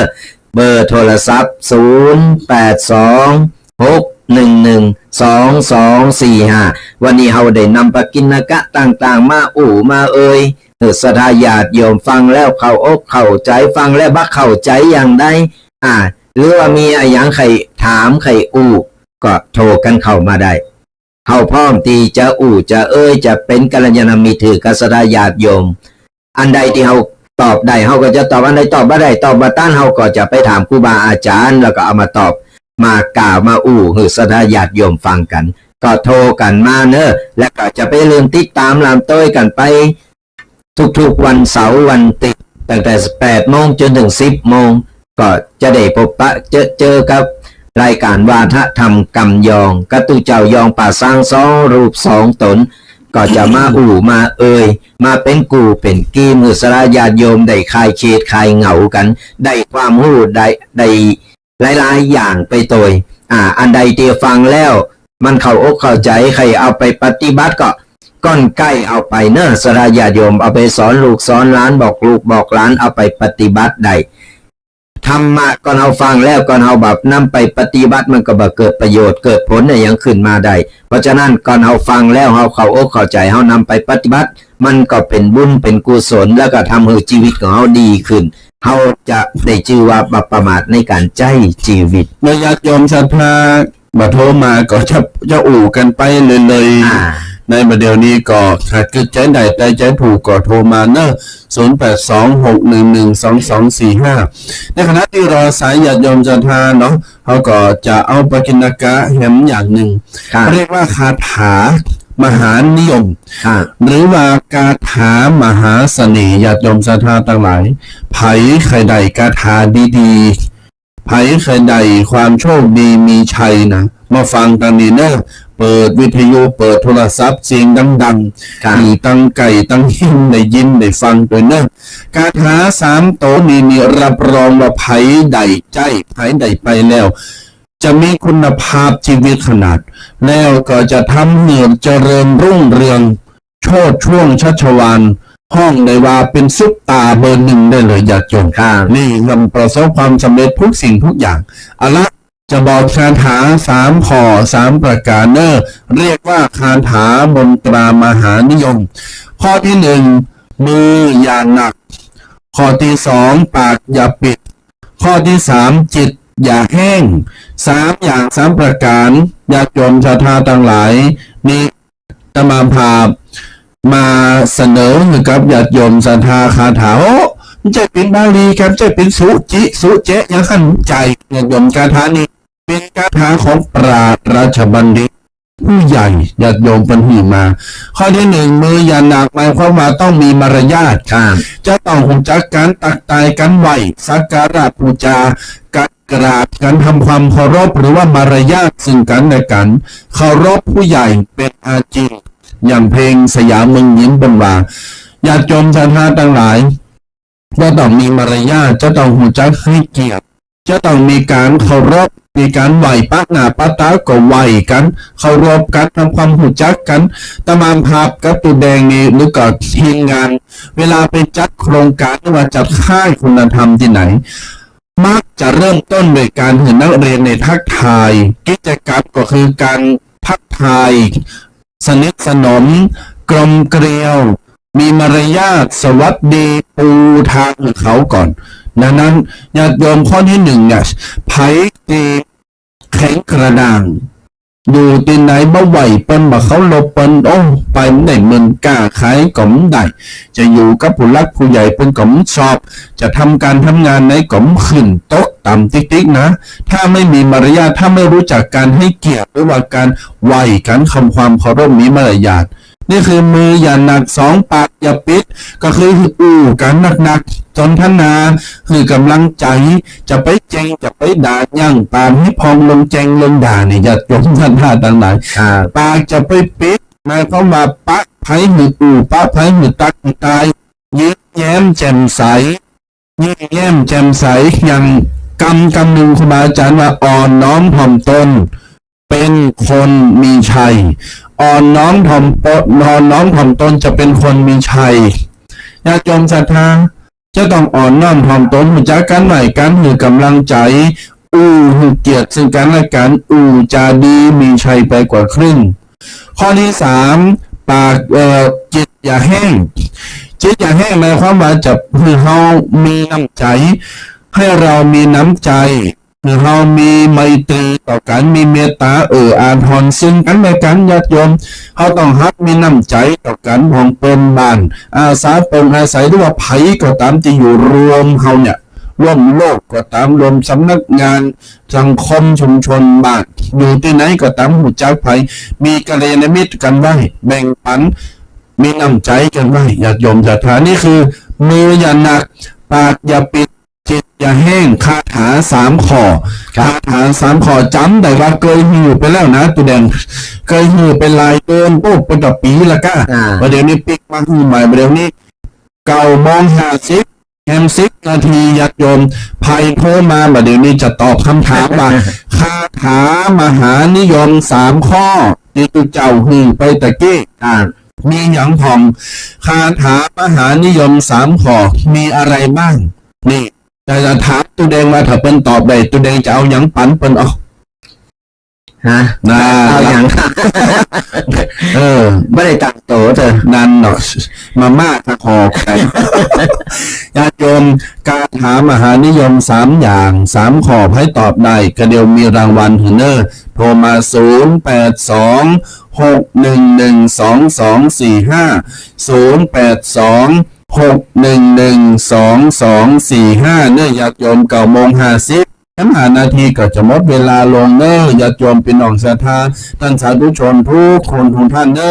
อก็โทรมามามาตักมาตายกันเนอะยังมีเวลาเหลืออยู่ ฟังแล้วฝนตกกาหรือว่านอนรับอยู่อย่าได้ก็โทรมามากันเนอะสดาญาติโยมทั้งหลาย เบอร์เก่าเบอร์เดิมแล้วจะไปเริ่มติดต่อติดตามกันในวันผูกแข่งวันหนึ่งวันผูกตรงกับวันติดทุกๆวันเสาร์วันติดตั้งแต่เวลา 8 โมงจนถึง 10 โมงก็จะได้พบปะเจอกันตุเจ้ายอง2 รูป 2 ตนมามาเอาปากินนะกะต่างๆมามาสดาญาติโยมได้ฟังกันก็ตอนนี้ยังมีเวลาเหลืออยู่โทรกันเข้ามาเนอะเบอร์โทรศัพท์0826112245ฟังอยู่ตั้งใดจ้าหรือว่า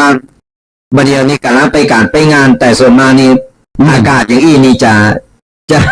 ะไปอย่างนั้นเป็นห้องว่าเลบานอนแต่วันนี้มีการมีงานหนักในงานพระธาตุศพหลายปัดเหมือนกันแล้วก็ไปออกห้องทานไปโฮมไปงานประเภทนี้โซน้ำก็หลายเนาะสายเนอร์เจริญพร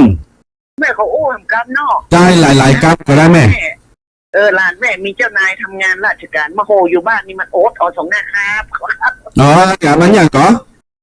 มันทำงานราชการน่ะไม่มีเจ้านายถึงว่ามันแหงหน่อยมันโคตรมันมาอยู่บ้านมันโหอยู่บ้านพี่ไปแล้วก็แล้วมันก่อนดีนะมันก็มีมารยาทนะโอ้ยอย่างมือคาบกับข้ามันนี่อย่างมันเครียดดิลูกมันเครียดกันไปยาวว่าวันเอาแม่เนาะมันเครียดนี่เรามาลบเอาผ่อนจิตผ่อนใจนะกันดีมันเก็บไว้ในบ้านนะโมทนาเมเนอร์เจ้าสาธุสาธุโอ้อยู่บ้านน่ากันเจริญพรนมัสการข้าพเจ้าโยมแม่เจ้าโยมแม่จะบอกว่าข้าท่านมี3 ข้อนะ1มืออย่าหนัก2ปากอย่าปิด3คิดจะไปแห้งเจ้ามืออย่านักหมายความว่าได้มืออย่านักก่อนไปไหนตาไผ่ก็ไหวปากอย่าปิดเหรอเด็กแดงปากอย่าปิดไปไหนก็มีว่าจ๋ามันไม่ว่าเมื่อวานนี่เนาะจิตอย่าแห้งเหรอข้อ3คิดจะแห้งก็มีคิดเมตตาไม่อยากกระเพียวแพ้คนอื่นนะเจ้าเขาแค่ตบมือให้สัก10 รอบเลยสุดยอดเดี๋ยวแม่อนุโมทนาแสดงว่าฟังเต้นะเนี่ยเอา3 ข้อนี้ไปบอกลูกบอกหลานบอกต่อไปเนยเจ้าฟังแล้วบอกค่อยได้โทรหาเจ้าขอบคุณมากเดี๋ยวแม่สุดยอดเนยเจ้าแม่อยู่บ้านต้อนะเจ้าแต่ก่อนอยู่ทุ่งหัวเจนบ้านต้อเชียงใหม่เนาะเจ้าวัดปูปิโอนะคะเจ้าแต่แม่ไม่ได้ไปบ้านมันต่อนะเจ้าไปเป็นเจ้าตาวัดสีโขงเจ้าวัดสีโขงแหละสีโขงแล้วกับบ้านท่านาวิษณุเจ้าได้มีโอกาสขอแวะเวียนมาตั้งป่าซังหลับปูเนอร์ยินดีต้อนรับเจ้าอนุโมทนาขอบคุณมากโยมแม่เนอร์เจ้าถ้ามีอย่างพระอาจารย์ก็บอกมาตามเบอร์นี้นะเจ้าได้เลยเจ้าโมทนา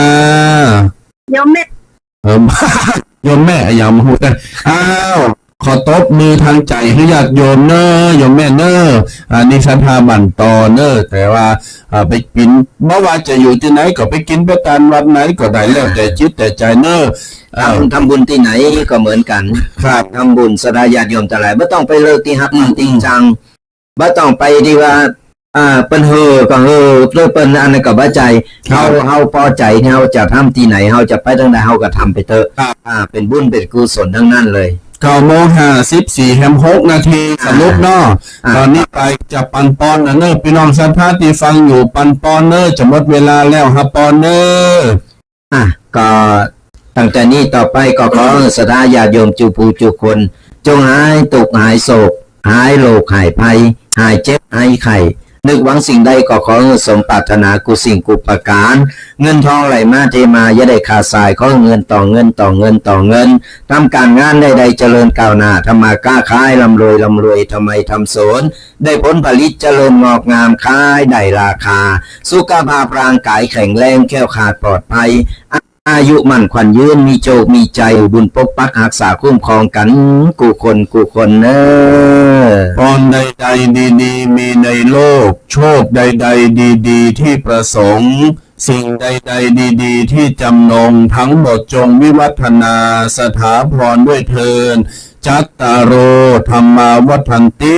อายุวันโนสุขังพลังขอเจริญพร